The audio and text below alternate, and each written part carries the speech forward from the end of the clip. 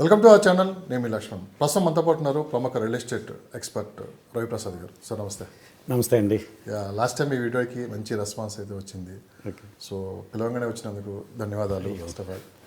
So ఎలా అసలు మీ career ఎలా స్టార్ట్ అయింది రియల్ ఎస్టేట్లో అంటే మీరేం చెప్తారు? నాది ఆల్రెడీ చెప్పాను, నేను కాకినాడ దగ్గర ఒక చిన్న పల్లెటూరు అని. ఎస్. నేను అందరిలాగే చదువుకునేటప్పుడు చాలా కలలుగన్నాను. ఎందుకంటే ఒక డాక్టర్ అవ్వాలి, ఇంజనీర్ అవ్వాలి, లేదంటే ఒక మంచి ఉద్యోగం చేయాలి, ఫ్యాన్ కింద కూర్చుని నెల నెల జీతం వస్తే బాగా తల్లిదండ్రులు బాగా పోషించుకోవాలనే ఆలోచనతో నేను డిగ్రీ కంప్లీట్ చేయడం జరిగింది. తర్వాత పీజీ జర్నలిజం చేశాను. తర్వాత ఎన్నో డిప్లొమా కోర్సులు చేశాను. ఇంకా కంపెనీ సెక్రటరీ కోర్స్ చేశాను, టీచర్ ట్రైనింగ్ అయ్యాను. ఎన్ని చేసినా కూడా నాకు గవర్నమెంట్ ఉద్యోగం అయితే రాలేదండి. అయితే బ్రతకాలి కాబట్టి నేను నా కెరీర్ని మరి అప్పటికే నాకు మ్యారేజ్ కూడా అవ్వడం జరిగింది. ఒక స్కూటర్ కూడా ఇచ్చారు మా అత్తారు. కానీ స్కూటర్ ఇచ్చారు కానీ దాని పెట్రోల్ ఇవ్వరు కదా. దానికోసం నేను ఒక బార్ అండ్ రెస్టారెంట్లో ఒక 500 రూపాయలు క్యాషియర్గా నా కెరీర్ని స్టార్ట్ చేశాను. అంత చదువుకొని కూడా ఎందుకంటే ఏదో ఒకటి కష్టపడాలి. మొదటి నుంచి కూడా నాకు స్వామి వివేకానంద లిటరేచర్ బాగా చదివేవాడిని. నేను రామకృష్ణ మఠంతో పరిచయం ఏర్పడడం, దాంతో ఒక 6 months పాటు దాంట్లో చేయడం జరిగింది. తర్వాత నేను ఒక టీవీ కంపెనీలో ఆప్టానికా టీవీస్ అని సాయిప్రియ ఎలక్ట్రానిక్స్ అని ఒక డిస్ట్రిబ్యూటర్ దగ్గర నా ఫ్రెండే ఆయన వాసు గారు అని చెప్పి అక్కడ నేను 1200 రూపాయలకి నేను జాయిన్ అవ్వడం జరిగిందండి. అక్కడే నాకు సేల్స్ అనేది ఏంటో అర్థమైంది. అయితే అక్కడ ప్రోడక్ట్ ఏంటంటే టీవీలు, ఫ్రిడ్జ్లు ఇవన్నీ ఉండేవి అనమాట. దాంట్లో ఒక 4 years పాటు చేయడం జరిగింది. అక్కడ నేను చేసేటప్పుడు అంటే నేను కష్టపడుతున్నాను, 24 hours తిరుగుతున్నాము, కానీ లిమిటెడ్ ఇన్కమే ఉంది అక్కడ కూడా. అయితే నా కెరీర్ ఏం చేయాలి, ఎలా చేయాలి అనుకునే టైంలోనే ఒక మంచి ప్రముఖ రియల్ ఎస్టేట్ సంస్థతోటి నాకు పరిచయం ఏర్పడడం జరిగింది. అతను వచ్చి నన్ను కస్టమర్గా మోటివేట్ చేశాడు. అప్పుడు మీకు ఆశ్చర్యం అండి, 140 రూపాయల గజం. ఎక్కడ? కాకినాడలో 140 రూపాయల గజం, అది కూడా ఇన్స్టాల్మెంట్లో. నాకు 1200 రూపాయలు వచ్చేది. నాకు ఇంటి దగ్గర నుంచి అన్నీ వచ్చాయి కాబట్టి నాకు కొంత అమౌంట్ మిగిలేదు అనమాట. దాంతో నేను నెలకు 300 రూపాయల చొప్పున దాంట్లో జాయిన్ అయ్యాను కస్టమర్గా. ఆ తర్వాత అతను నన్ను మోటివేట్ చేశాడు, మీరు రియల్ ఎస్టేట్లోకి రండి, మీరు ఎలాగా మార్కెట్లో తిరుగుతూ ఉంటారు కాబట్టి దీంట్లో కూడా మీ కెరీర్ చూడండి అంటే చెప్పగా నేను ఆయనతో పాటు అయితే నాకు సండే రోజు ఒక్కరోజే నాకు ఖాళీ ఉంటుంది కాబట్టి ఆ రోజే వస్తానని చెప్పానండి. పాపం అతను సండే రోజు బండి వేసుకుని వచ్చాడు. తర్వాత నన్ను అతనితో పాటు తీసుకెళ్ళాడు. మరి నేనేం చేయాలి సార్, నాకు ఏం తెలియదు కదా రియల్ ఎస్టేట్ అని చెప్పాను. మీరు ఏం చేయక్కర్లేదండి, మీకు తెలుసున్న కస్టమర్లు పరిచయం చేయండి చాలు అని చెప్పి నేను కస్టమర్గా నేను జాయిన్ అయ్యాను కాబట్టి పాస్బుక్, రిసీట్ జేబులో పెట్టుకుని రమ్మని చెప్పాడు. అలాగే అతనితో పాటు వెళ్ళడం జరిగింది. నాకు అప్పటికే కస్టమర్ల బేస్ ఉంది కాబట్టి ఇలా కన్జ్యూమర్ ప్రోడక్ట్లో అందరినీ తీసుకెళ్ళడం, వాళ్ళు నేను పరిచయం చేయగానే ఇతను చెప్పడం మొదలుపెట్టాడు. అప్పటికి నాకు రియల్ ఎస్టేట్ అంటే ఏమీ తెలియదండి. అసలు రియల్ ఎస్టేట్ అంటే ల్యాండ్స్ కొంటారని కానీ లేఅవుట్లు చేస్తారని ఇలాంటిది ఏమీ తెలియదు. ఆయన ఏం చెప్తే అది చేశానమాట.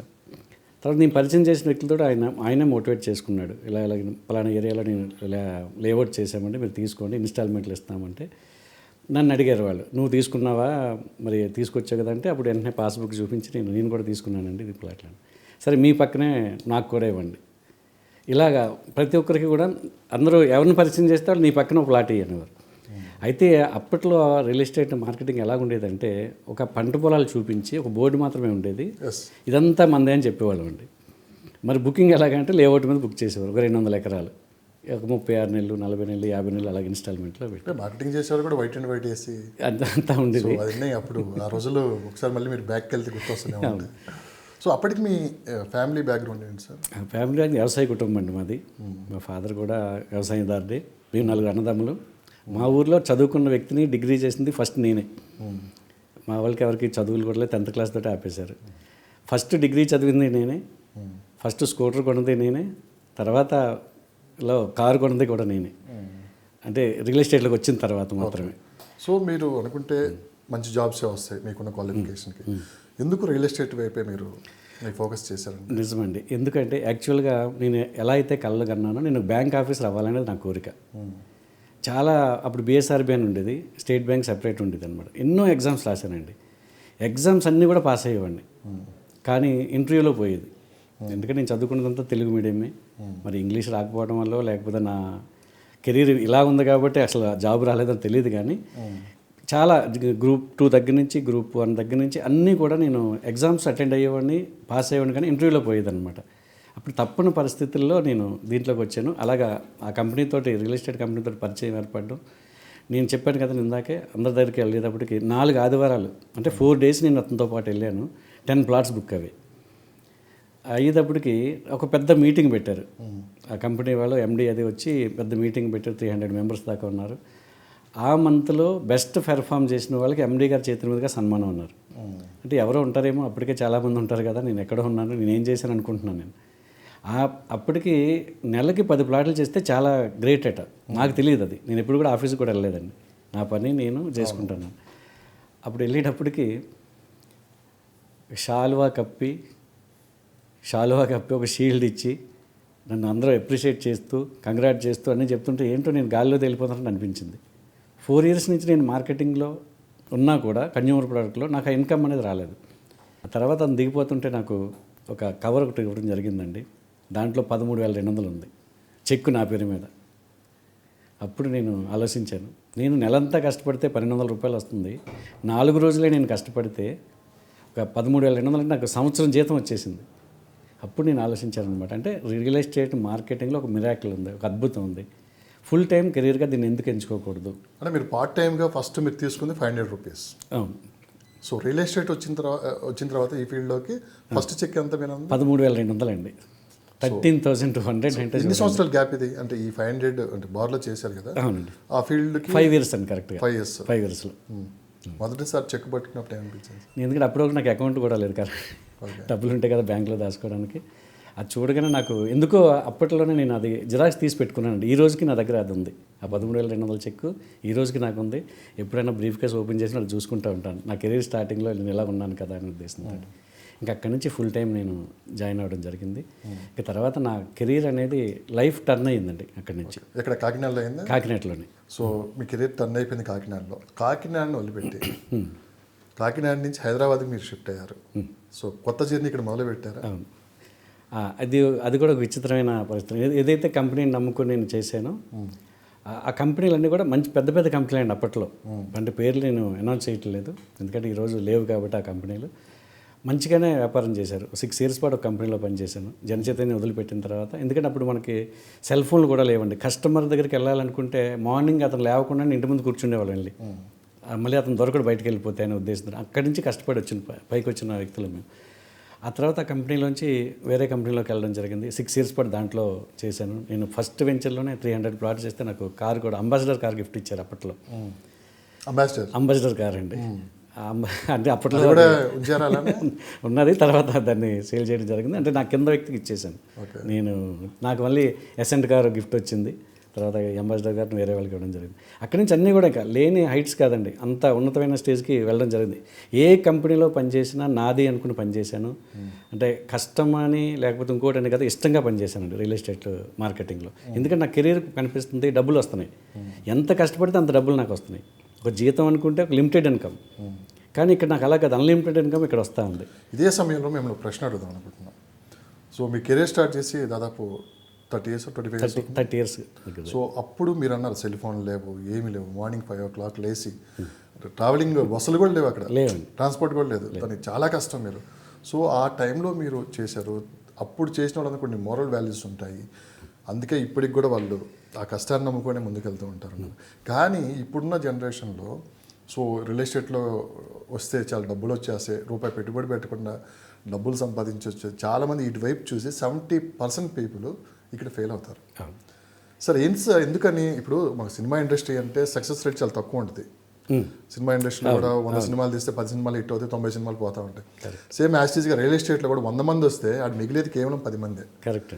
సో 90 మంది మళ్ళీ వెనక్కి వెళ్ళిపోతారు. ఏంటి సార్ ఫెయిల్యూర్ అవడానికి కారణం ఏంటి, సక్సెస్ అవడానికి కారణం ఏంటి? రైట్, ఇది కరెక్ట్, మంచి క్వశ్చన్ అండి ఇది. ఎందుకంటే ఇప్పుడు కొత్తగా రియల్ ఎస్టేట్ మార్కెటింగ్ ఎంచుకోవాలనుకున్న వాళ్ళకి ఇది చాలా చక్కని క్వశ్చన్ మీరు ఇస్తుంది. ఎందుకంటే చాలామంది అనుకుంటారు రియల్ ఎస్టేట్లో డబ్బు ఉంటుంది, మరి డబ్బు ఎలా సంపాదించాలి? మీరు చెప్పినట్టుగా 100 మంది వస్తే 10 మంది ఎందుకు సక్సెస్ అవుతున్నారు, మిగతా వాళ్ళు ఎందుకు ఫెయిల్ అవుతున్నారు? మెయిన్ కారణం అండి నేను చెప్పేది ఏంటంటే, మీరు ఎంత చదువుకోండి, పీజీ చేయండి, డిప్లొమాలు చేయండి, లేదా 10th class అవ్వండి, వేలిముద్ర అవ్వనండి, ఏదైనా సరే బ్రతకడానికి ఏదో ఒకటి చేయాలి. డబ్బు సంపాదించడానికి 2 మార్గాలండి. ఎందుకంటే కొంచెం డెప్త్గా చెప్పాలనుకుంటున్నాను కాబట్టి చెప్తున్నాను నేను.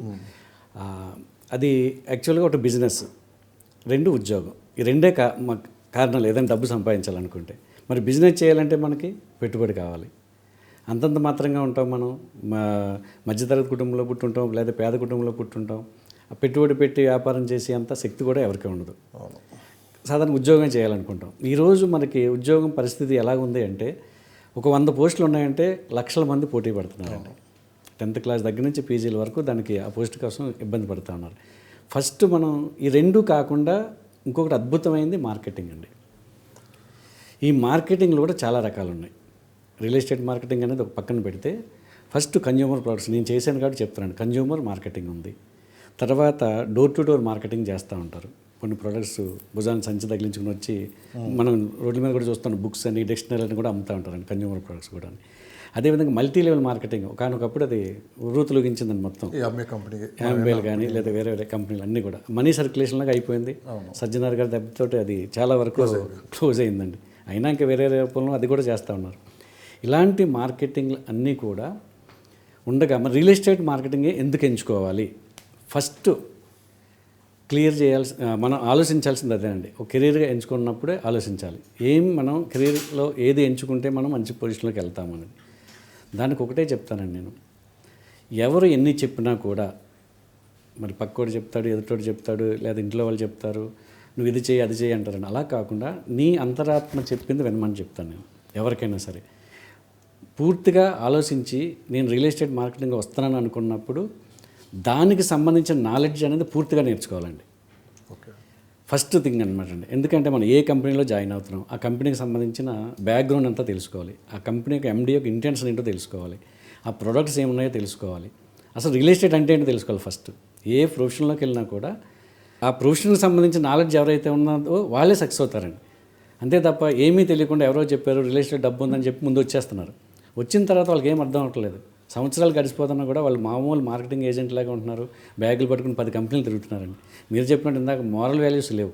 ఒక కంపెనీలో జాయిన్ అయ్యామంటే ఆ కంపెనీ ఎండ్ అయ్యే వరకు మేము అక్కడే ఉన్నాం. తర్వాత రెండో దానికోసం ఆలోచించాం. దానికంటే మంచి కంపెనీలు వచ్చినా లేదా ఇంకా మంచి ఆఫర్లు ఇచ్చినా కూడా మేము దానికోసం వెళ్ళలేదు. ఒక మోరల్ వాల్యూస్తో పనిచేసామండి.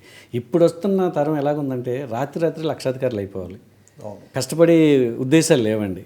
నాలెడ్జ్ నేర్చుకోవాలని ఆలోచన అసలు లేదు. చెప్పినా కూడా వీడేదో స్వార్థంతో చెప్తున్నాడు, వీడికంటే మాకు బాగా తెలుసు, నేను MBA చేశాను, ఇలా డిగ్రీలు చేశాను, PGలు చేశాను, వీళ్ళు నాకు చెప్పేది ఏంటి, అలా ఆలోచనతుంటున్నారు. అంచేత ఫస్ట్ ఏంటంటే వాళ్ళు ఎవరైతే రియల్ ఎస్టేట్లో మార్కెటింగ్లోకి వస్తున్నారో వాళ్ళు ఖచ్చితంగా రియల్ ఎస్టేట్కి సంబంధించిన నాలెడ్జ్ అంతా నేర్చుకోవాలండి. ఫస్ట్ నాలెడ్జ్ అంటే ఏమిటంటే చాలామంది అనుకుంటూ ఉంటారు, నాలెడ్జ్ అంటే అమ్మడం కొనడమే కదా, కస్టమర్ని తీసుకొస్తాం, కంపెనీకి అటాచ్ చేస్తాం, తర్వాత మనం చాలామందికి అదే ఆలోచనతో ఈ ఫీల్డ్ ఇదే ఉంటుంది. ఎందుకంటే డబ్బులు కూడా వస్తున్నాయి అలాగా. ఎందుకంటే అక్కడ ఎవరో ఉంటారో ఆయన క్లోజ్ చేస్తున్నారో డబ్బులు వస్తున్నాయి. కానీ నేను చెప్పేది ఏంటంటే సార్, బేసిక్ నాలెడ్జ్ అసలు రియల్ ఎస్టేట్లో ఎన్ని విభాగాలు ఉన్నాయి. ఎందుకంటే రియల్ ఎస్టేట్ అంటే అందుకే అమ్మడం కొనడమే అనుకుంటారు. కానీ దీంట్లో మనకు MBBS చదివిన తర్వాత ఒక PG చేస్తాం. కొంతమంది డాక్టర్లు స్పెషలైజేషన్ చేస్తూ ఉంటారు. కార్డియాలజిస్ట్ అవుతారు, గైనకాలజిస్టులు అవుతారు, ఫిజియోథెరపిస్ట్ అవుతారు. అలాగే రియల్ ఎస్టేట్లో కూడా కొన్ని విభాగాలు ఉన్నాయండి. కాదు సార్, మీరు 30 సంవత్సరాలు అయింది ఈ ఫీల్డ్లోకి వచ్చి, ఇంకా నేర్చుకుంటూనే ఉన్నారా? నిరంతరమేనండి. ఖచ్చితంగా నిరంతరం నేర్చుకోవాలి రియల్ ఎస్టేట్లో. అది నేర్చుకోకపోతే అంటే అప్డేట్ అవ్వకపోతే అవుట్డేట్ అయిపోతాం. రియల్ ఎస్టేట్లో కూడా చాలామంది అండి చాలా ఎక్స్పీరియన్స్ మారిపోతుంది అంతని. అంచేత దీంట్లో రియల్ ఎస్టేట్ అంటే చెప్తున్నాండి, దీంట్లో మనం భూములు అమ్ముతాం, కొంతమంది చేస్తూ ఉంటారు భూములు అమ్మటం, ల్యాండ్స్, బిల్డింగ్స్ కొంతమంది అమ్ముతారు, విల్లాస్ కొంతమంది అమ్ముతారు, ఓపెన్ ప్లాట్స్ అంటే ప్లాట్స్ అండి, PLOT ప్లాట్స్, అలాగే అపార్ట్మెంట్లో flats, FLAT flats, plus warehousing అండి, మనకి గోడౌన్స్ అవి, అలాగే రెంటల్, ఇవంతా కలిపి రియల్ ఎస్టేట్ అండి.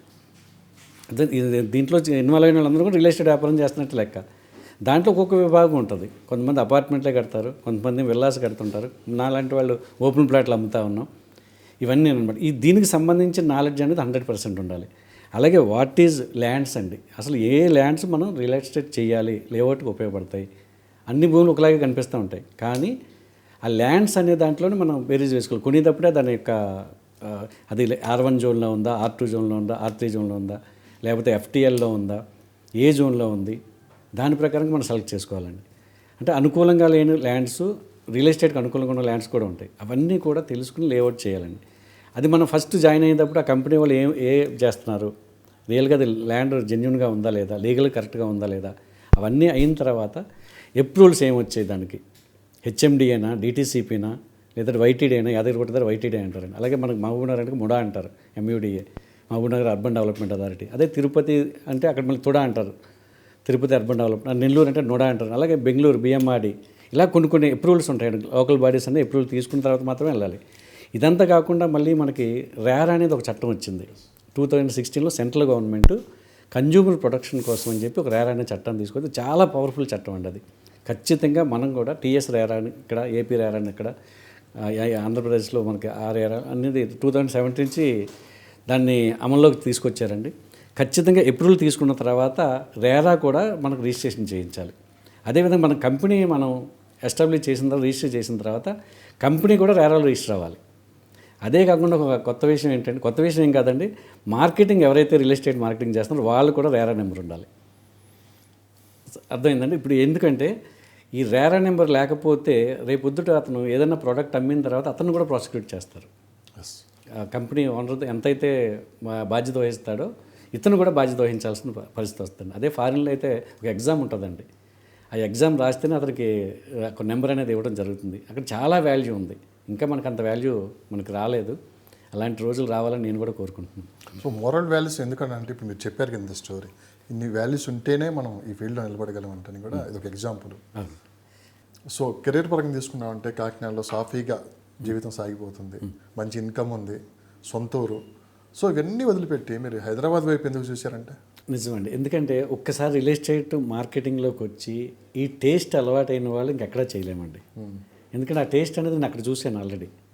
ఒక కారు పొజిషన్ వరకు వచ్చాను నేను. ఎందుకంటే ఒక సైకిల్ కూడా లేని వ్యక్తిని స్కూటర్లు కొనుక్కోవటం, మళ్ళీ పెద్ద బళ్ళు కొనుక్కోవటం, తర్వాత కారు వరకు వచ్చాను. అయితే ఆ ఇన్కమ్ అనేది ఖచ్చితంగా దాన్ని మెయింటైన్ చేయాలి. కారు కొనుక్కున్న తర్వాత కారు కొనడం గొప్పగా తనం ఏం కాదు, దాన్ని మెయింటైన్ చేయాలండి. అది ఇంక వేరే జాబ్స్లో మనకి సాధ్యం కాదండి. ఒక కారు మెయింటైన్ చేయాలంటే దానికి ఇన్కమ్ అనేది కావాలి, అవన్నీ కావాలి. అంటే రియల్ ఎస్టేట్లో నాకు ఇన్కమ్ ఉందని తెలుసు. నేను పనిచేసిన కంపెనీలు కొన్ని కారణాల వల్ల, వ్యక్తిగత కారణాలు అవనివ్వండి, లేదా నాకు సిచ్యువేషన్ అవనివ్వండి, క్లోజ్ అయిపోయాయండి. క్లోజ్ అయిన తర్వాత మరి ఎలా చేయాలి, ఎక్కడ చేయాలి, అది కూడా నమ్మకమైన సంస్థలో పనిచేయాలి. అప్పుడు నాకు సీనియర్ ఎవరైతే ఉన్నారో ఆయన 2005లో హైదరాబాద్లో ఒక ఆఫీస్ పెట్టామని చెప్పి నాకు కబురు చేయడం జరిగిందనమాట అండి. మీరు హైదరాబాద్ రండి సార్, అక్కడ లిమిటెడ్ ఏరియా అయిపోయింది, ఇంకా మన ఇక్కడ నేనే సొంతంగా కంపెనీ పెడుతున్నాను కాబట్టి నా దగ్గరికి రండి అన్నారు. అప్పుడు ఒకటే క్వశ్చన్ చేశాను, నాకు హైదరాబాద్లో ఎవరూ తెలియదు, నేను వచ్చి అక్కడ ఏం చేయలేనండి. ఇక్కడ లోకల్ కాబట్టి నాకు తెలిసిన పరిచయాలతో నేను బిజినెస్ చేయగలిగాను. అక్కడ నాకు ఏం తెలియదు, రూట్లు కూడా తెలియదు, మరి నేను ఎలా రావాలండి అంటే, లేదు నేను అన్నీ చూసుకుంటానండి, మీరు రాండి, మీ సంగతి మీకంటే నాకు బాగా తెలుసు, మీరు సక్సెస్ అవుతారు అన్నాను. సరే ఇక్కడ 10 లక్షల రూపాయలు నాకు ఎలిజిబిలిటీ ఉన్నదండి, అది తీసుకోకుండా నేను ఎలా రాగలుగుతాను? అప్పటి రోజుల్లో 10 లక్షలు చాలా ఎక్కువ. కానీ ఆయన ఒకటే మాట అన్నాడండి, నువ్వు 10 లక్షల కోసం ఆలోచిస్తావా, ₹1 కోటి కావాలా నీకు అన్నాడు. హైదరాబాద్ వస్తే నువ్వు ₹1 కోటి సంపాదిస్తావు, నువ్వు అక్కడే ఉంటే 10 లక్షలు వస్తుందో రాదో కూడా తెలియదు, అంచేత నువ్వు వచ్చే అన్నాడండి. అంతే, ఇంకేం ఆలోచించకుండా నేను హైదరాబాద్ రావడం జరిగింది. మొదట్లో ఫీల్డ్లోకి ఎలా తిరిగారో బ్యాగ్ పట్టుకొని, సో హైదరాబాద్లో అడుగు పెట్టగానే నాకు తెలిసి మీరు హైదరాబాద్లో మీ కెరీర్ స్టార్ట్ చేసినప్పటికీ హైటెక్ సిటీ అప్పుడే కొంచెం డెవలప్ అవుతుంది. ఒకసారిగా ఈ ప్రాంతంలో అడుగు పెట్టగానే సో ఇక్కడ అసలు బిజినెస్ ఎలా జరిగింది, ఏం జరుగుతుంది ఇక్కడ అని ఒక ఆలోచనలో ఏమైనా పడ్డారా? ఇవన్నీ చూస్తే మాదాపూర్ కానీ హైటెక్ సిటీ కానీ ఈ గచ్చిబౌలి అప్పటికి ఏం డెవలప్మెంట్ ఏం లేదు. సో ఇక్కడ ఎలా అమ్మాలి, ఏంటి పరిస్థితి, సో ఇక్కడికి నిలదొక్కోగలమా మనము అని ఒక ఆలోచన వచ్చిందా? నిజంగానండి. ఎందుకంటే ఇదొక ప్రపంచం. మేమంతా అప్పటివరకు పల్లెటూరులో ఉన్నాం. ఒక రకంగా కాకినాడ అంటే పెద్ద పల్లెటూరు ఒక రకంగా చెప్పాలంటే. అలాంటిది హైదరాబాద్లోకి వచ్చేటప్పటికి మాకు రూట్లే తెలియదు. నాకు ఒక డ్రైవర్ని వేసుకుని నా కారులో వస్తూ ఉంటే ఎల్బీ నగర్కి వచ్చిన తర్వాత మాకు వసంతనగర్లో మీకు గెస్ట్ హౌస్ పెట్టాను అన్నాడు ఆయన. వసంతనగర్ ఎక్కడికి వెళ్ళాలో తెలియదు, కుకుట్పల్లి ఎక్కడో తెలియదు, అమీర్పేట అంటే తెలియదు. అక్కడ అడిగితే మాకు ఉప్పల్ నుంచి ఇటు వెళ్ళండి మీకు కుకుట్పల్లి వస్తుందని చెప్పారు. జంక్షన్ దగ్గరికి వచ్చేదాడు, ఉప్పల్ జంక్షన్ దగ్గరికి వచ్చేదాడు మా డ్రైవర్ ఏమన్నాడండి, అక్కడి నుంచి తెలుస్తారు నాకు కుకుట్పల్లి అన్నాడు. మీ అన్నీ చూసుకుంటా మేము మాటల సందర్భంలో పడిపోయాం. అదే అంబాసిడర్ కార్. అప్పుడు తర్వాత మళ్ళీ ఎసెంట్ వచ్చింది, ఎసెంట్ కార్లోనే వచ్చాను నేను. ఆడేం చేశాడు నాకు తెలిసి అన్నవాడు వరంగల్ హైవే తీసుకెళ్ళిపోయాడండి. ఆ రూట్లోకి వెళ్ళిపోయి గట్కేస దాకా వెళ్ళిపోయాం. స్టార్టింగ్ రావడమే. అక్కడికి వెళ్ళేటప్పుడు బోర్డులు కనిపిస్తున్నాయి వరంగల్ డిస్టెన్స్లో ఎంత ఉందని చెప్పి. అప్పుడు నేను మళ్ళీ సరి చేసుకుని మళ్ళీ వెనక్కి వచ్చి అడుగుతూ మళ్ళీ వెళ్ళడం జరిగిందనమాట. అన్నీ నాతో పాటు అక్కడ పనికిరాని వాళ్ళు, అంటే బిజినెస్ సరిగ్గా చేయలేక చాలా ఇబ్బందులు పడుతూ ఉన్న వాళ్ళు నాతో పాటు వచ్చారండి 4. నా కారులోనే వాళ్ళని తీసుకుని నేను హైదరాబాద్ రావడం జరిగింది. వచ్చిన తర్వాత తీసుకెళ్ళారు. అక్కడ గెస్ట్ హౌస్ అన్నారు. మేము ఎక్కడో ఊహించుకున్నాం గెస్ట్ హౌస్ అంటే, కానీ మాతో పాటు సహవాసం చేసిన నల్లులు, బొద్దింకలు, ఎలకలు, పిల్లులు ఇలా ఉండేవి అనమాట. దాంతోపాటు చిన్న పరుపులు వేసారు. అక్కడే చేసాము. కానీ అప్పుడే డిసైడ్ అయ్యానండి నేను, ఇక్కడికి వచ్చాము మనం మళ్ళీ వీళ్ళతో కూడా అదే చెప్పాను, నాతో పాటు వచ్చిన వాళ్ళు, మనం హైదరాబాద్లో కెరీర్ కింద తీసుకున్నాం.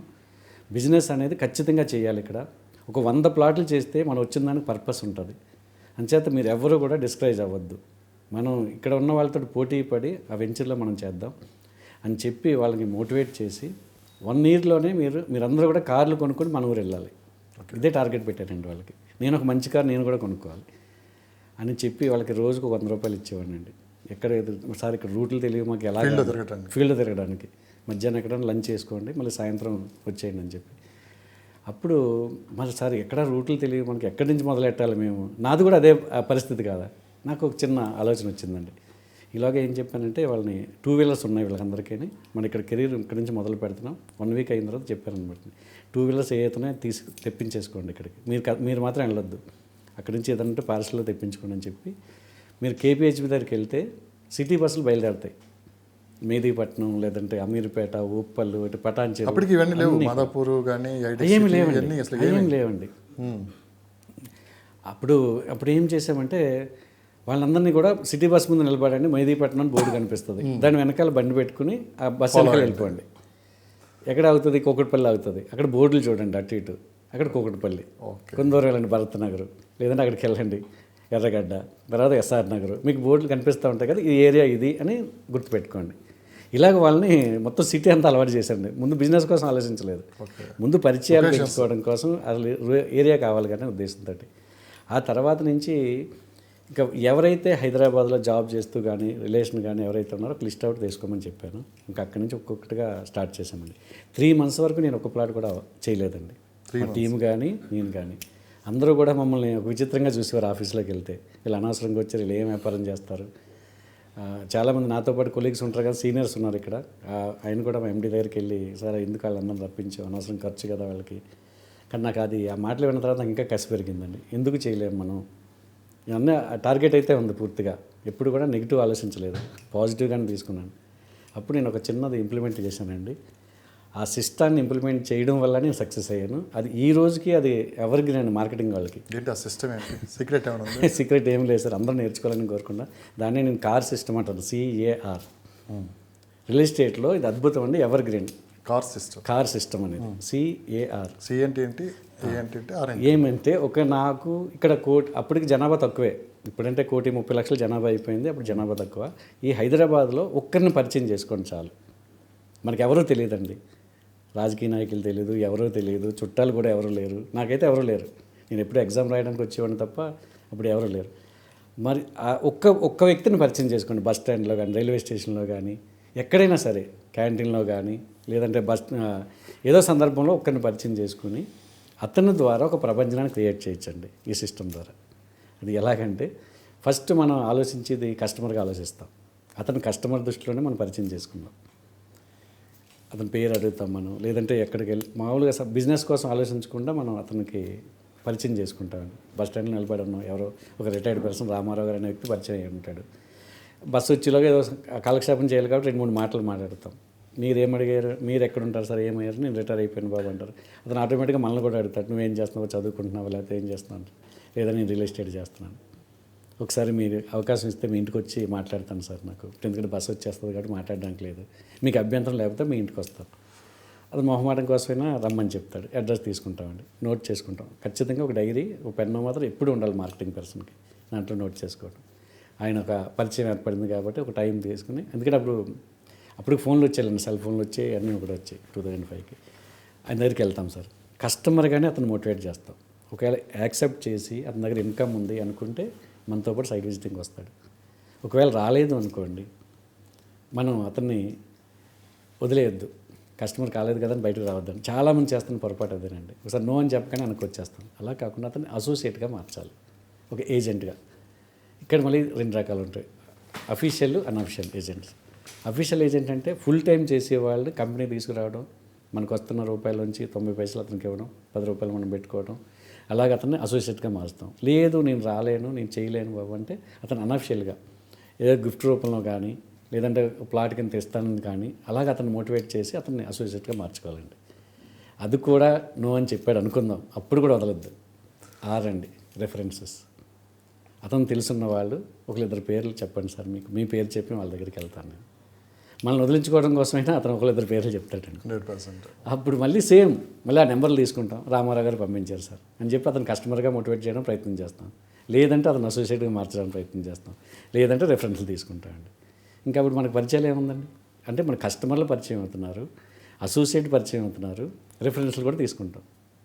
ఈ సిస్టమ్ ఎప్పటికీ ఉంటుందండి, దీన్ని మించింది లేదు నాకు తెలిసినంత వరకు. ఇప్పుడంతా సోషల్ మీడియా అని 10-15 సంవత్సరాలు కూడా మీరు ఎప్పుడు ఇది ఉంటుందండి. ఎందుకంటే పరిచయాలు అనేది ఇంపార్టెంట్ అండి. Number of more contacts, more business, more income అండి. మీరు సక్సెస్కి అడ్డుదారులు ఏమీ లేవు, సీక్రెట్ అనేది ఏమి ఉండదండి. నెంబర్ ఆఫ్ కాంటాక్ట్స్, ఎంత ఎక్కువ మంది నువ్వు పరిచయం చేసుకోగలరు అంత బిజినెస్ వస్తుంది, ఎంత బిజినెస్ వచ్చిందో అంత ఇన్కమ్ వస్తుంది. ఇప్పుడు వచ్చే కొత్త జనరేషన్ కూడా కంపల్సరీ ఇది ఫాలో అయితే ఖచ్చితంగా సక్సెస్. నేను ఇందాక అందుకే అన్నది మీతోటి, 100 మందిలో 10 మందే సక్సెస్ అవుతారు, ఎథిక్స్ ఫాలో అవుతూ ఉంటారు, సక్సెస్ రేట్ కూడా వాళ్ళది బాగుంటుంది చూడటానికి కూడా.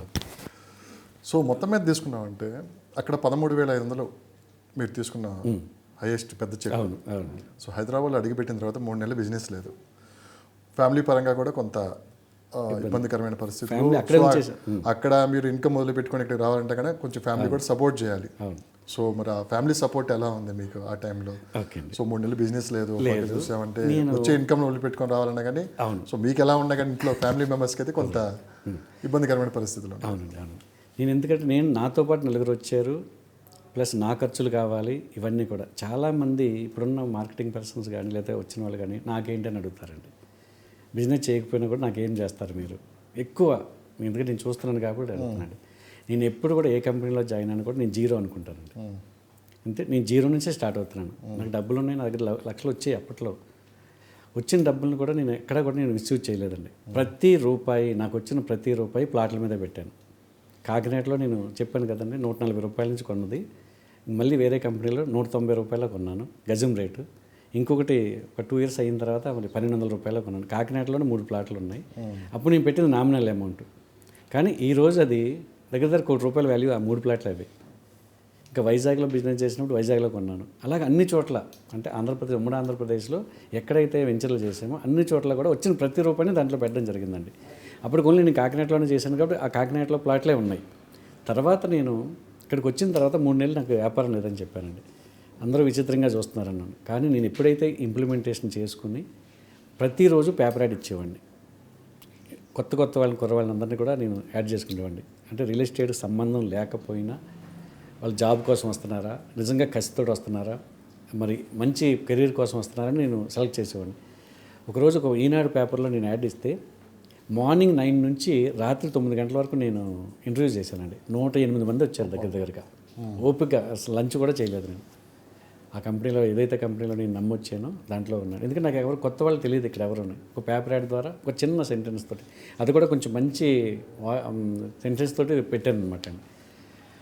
నాకు అందులోంచి కొంతమంది నేను సెలెక్ట్ చేసుకున్నాను. జాబ్ కావాలండి, శాలరీ కావాలన్న వాళ్ళని పక్కన పెట్టేశానండి. నీకు లక్షలు కావాలంటే నా దగ్గరికి రా, ఇదే కాన్సెప్ట్ అనమాట. అలాంటి వాళ్ళు అందరూ నా దగ్గరికి వచ్చారు. దాంట్లోంచి ఒక 10 మంది 15 మంది నేను సెలెక్ట్ చేసుకున్నాను. నా దగ్గరికి వచ్చిన 4 ఎవరైతే తీసుకొచ్చానో వాళ్ళకి వీళ్ళని అటాచ్ చేశానండి. నేను నిరంతరం రిక్రూట్మెంట్ చేస్తాను. ఈ రోజుకి నాకు అదే అలవాటు. ప్రతిసారి కూడా నాకు అడ్వర్టైజ్మెంట్లో రిక్రూట్మెంట్ చేస్తానంటే ఫ్రెషర్స్ని తీసుకుంటూ ఉంటాను ఎప్పటికీ. వాళ్ళకి ఎంతవరకు నేను తీసుకెళ్తానంటే వాళ్ళ కెరీర్, ఒక కారు కొనుక్కునే స్టేజ్ వరకు వాళ్ళని తీసుకెళ్తానండి. అదృష్టం కొద్దీ 3వ నెల నుంచి నాకు బిజినెస్ స్టార్ట్ అయిందండి. ఒకనొక 6 మంత్స్ అయ్యేటప్పటికి ఒక ఎండీగా నన్ను పిలిచి, రవిప్రసాద్ గారు మీరు బిజినెస్ ఆపేయండి అన్నట్టండి. ఎందుకంటే వస్తున్న బిజినెస్ అంత ఫ్లో అలాగ వచ్చిందండి నాకు. ఎందుకంటే రేట్లు పెరిగిపోతున్నాయి అప్పటికే. 2006 నుంచి మళ్ళీ విపరీతమైన క్రేజ్ మొదలైంది. అక్కడి నుంచి వేరే ల్యాండ్ తీసుకోవాలంటే మనకి కాస్ట్ ఎక్కువ పెట్టాం. మళ్ళీ ఈ వెంచర్ ఇక్కడ ఆపేద్దాం, సెకండ్ వెంచర్కి వెళ్దామని చెప్పారు. ఇంకా నా కెరీర్ ఆగలేదండి. ఇంకా ఇన్ని సంవత్సరాలు మీ కెరియర్లో, దాదాపు 30 సంవత్సరాలు ఆర్థికంగా సెటిల్ అయ్యారు. సో చాలా హ్యాపీగా ఉన్నారు ఫ్యామిలీ మెంబర్స్ మీరంతా. ఒకసారి వెనక తిరిగి చూసుకున్నామంటే మీరు బాగా సంతోషపడ్డ టైము, బాగా బాధపడ్డ టైం, ఎందుకంటే 2 ఉంటాయి. అంటే మీరు చెప్పిన కష్టం అయితే మామూలు విషయం కాదు. సో మీతో పాటు కొన్ని వందల మందిని మీరు తయారు చేశారు ఈ రియల్ ఎస్టేట్లో. మీరు అన్నారు ప్రతి ఒక్కరు కారు కొనుక్కోవాలి, సెటిల్ అవ్వాలని చెప్పి అన్నారు. సో ఈ 2 సందర్భాలకి తీసుకున్నారంటే మీకు గుర్తుండే అంశం ఏంటంటే ఏం చెప్తారు? ఒకటండి ఫస్ట్ ఆనందపడేది ఏంటంటే నా కెరీర్ టర్నింగ్ పాయింట్ అండి. నేను ఒక 1200 రూపాయలు సంపాదించి 4 సంవత్సరాల పాటు నేను చేసిన దాన్ని నాకు ఒక్కసారిగా టర్న్ అయింది. అది నేను చాలా హ్యాపీ ఫీల్ అయిందండి. అంటే మీరు ఫైనాన్షియల్గా డబ్బులు బాగా వస్తున్నాయని చెప్పి సంతోషపడ్డారా? హైదరాబాద్లో నిలబడ్డాను, నాతో పాటు కొంతమందిని నిలబెట్టాను అని సంతోషపడ్డాను. ఇది ఎందుకంటే కొన్ని సందర్భాల్లో డబ్బు సంతోషాన్ని ఇవ్వదండి. సాటిస్ఫాక్షన్ అనేది వేరే రూపంలో కూడా ఉంటుంది. డబ్బు వస్తుంది, ఎవరైనా సరే సిన్సియర్గా ఎఫర్ట్స్ పెడితే డబ్బు వస్తుందండి. కానీ మన ద్వారా 10 మంది బ్రతికి 10 మంది నా పేరు చెప్పుకుని ఒక కారు కొనుక్కున్నాను, లేదంటే ఒక ఇల్లు కొనుక్కున్నాను, అది చాలా హ్యాపీనెస్ వస్తుందండి. కోట్ల రూపాయలు సంపాదించిన దాంట్లో ఉన్న సంతోషం కంటే కూడా నాకు వెళ్ళొచ్చి, సార్ మీ ద్వారా నేను ఈరోజు మ్యారేజ్లు కూడా చేశాను చాలామందికి, వాళ్ళకి ఇల్లు కొనుక్కున్నాను కానీ లేదా ఒక అపార్ట్మెంట్ కొనుక్కున్నాను, లేదంటే కారు కొనుక్కున్నాను చెప్పినప్పుడు చాలా సంతోషం అనిపిస్తుందండి. ఆ విధంగా ఆనందపడే క్షణాలు చాలా ఉన్నాయి, కానీ బాధపడిన క్షణాలు కూడా ఉన్నాయి. ఎందుకు అంటే ఒక కంపెనీని నమ్ముకుని ఇదే మన సొంత కంపెనీ అనుకుని మన బ్లడ్ అంతా పెట్టి దాంట్లో కష్టపడినప్పుడు ఆ కంపెనీలో వ్యక్తిగత కారణాలు అవనివ్వండి లేదా నిర్ణయాలు అవనివ్వండి, అది కొలాప్స్ అయిపోయినప్పుడు చాలా బాధపడేవాడిని నేను. అలాగా 2-3 సందర్భాలు ఉన్నాయండి. మంది అనుకున్న కంపెనీలో పనిచేసినప్పుడు ఇదే నా లాస్ట్ డెస్టినీ అనుకుని ముందు వెళ్తాను, మధ్యలోకి వెళ్ళిపోయేటప్పటికి మళ్ళీ జీరో అయిపోతున్నాం, మళ్ళీ మొదటి నుంచి వెళ్ళాల్సి వస్తుంది, మళ్ళీ బ్యాగ్ పట్టుకోవాలి. అలాగే నాకు 2-3 సందర్భాలు జరిగాయి. అప్పుడు బాధ అనిపిస్తుంది, అరే ఆయన ఇలా చేయకుండా ఉంటే బాగుండేది కదా, కొన్ని వందల మందిని ఇంకా బతికించి ఉండేవాళ్ళం మనం. ఎందుకంటే ఒక ఆర్గనైజేషన్ రన్ చేయడం అనేది అందరి వల్ల సాధ్యం కాదండి, ఎంతో బ్రాడ్ మైండ్ ఉండాలి.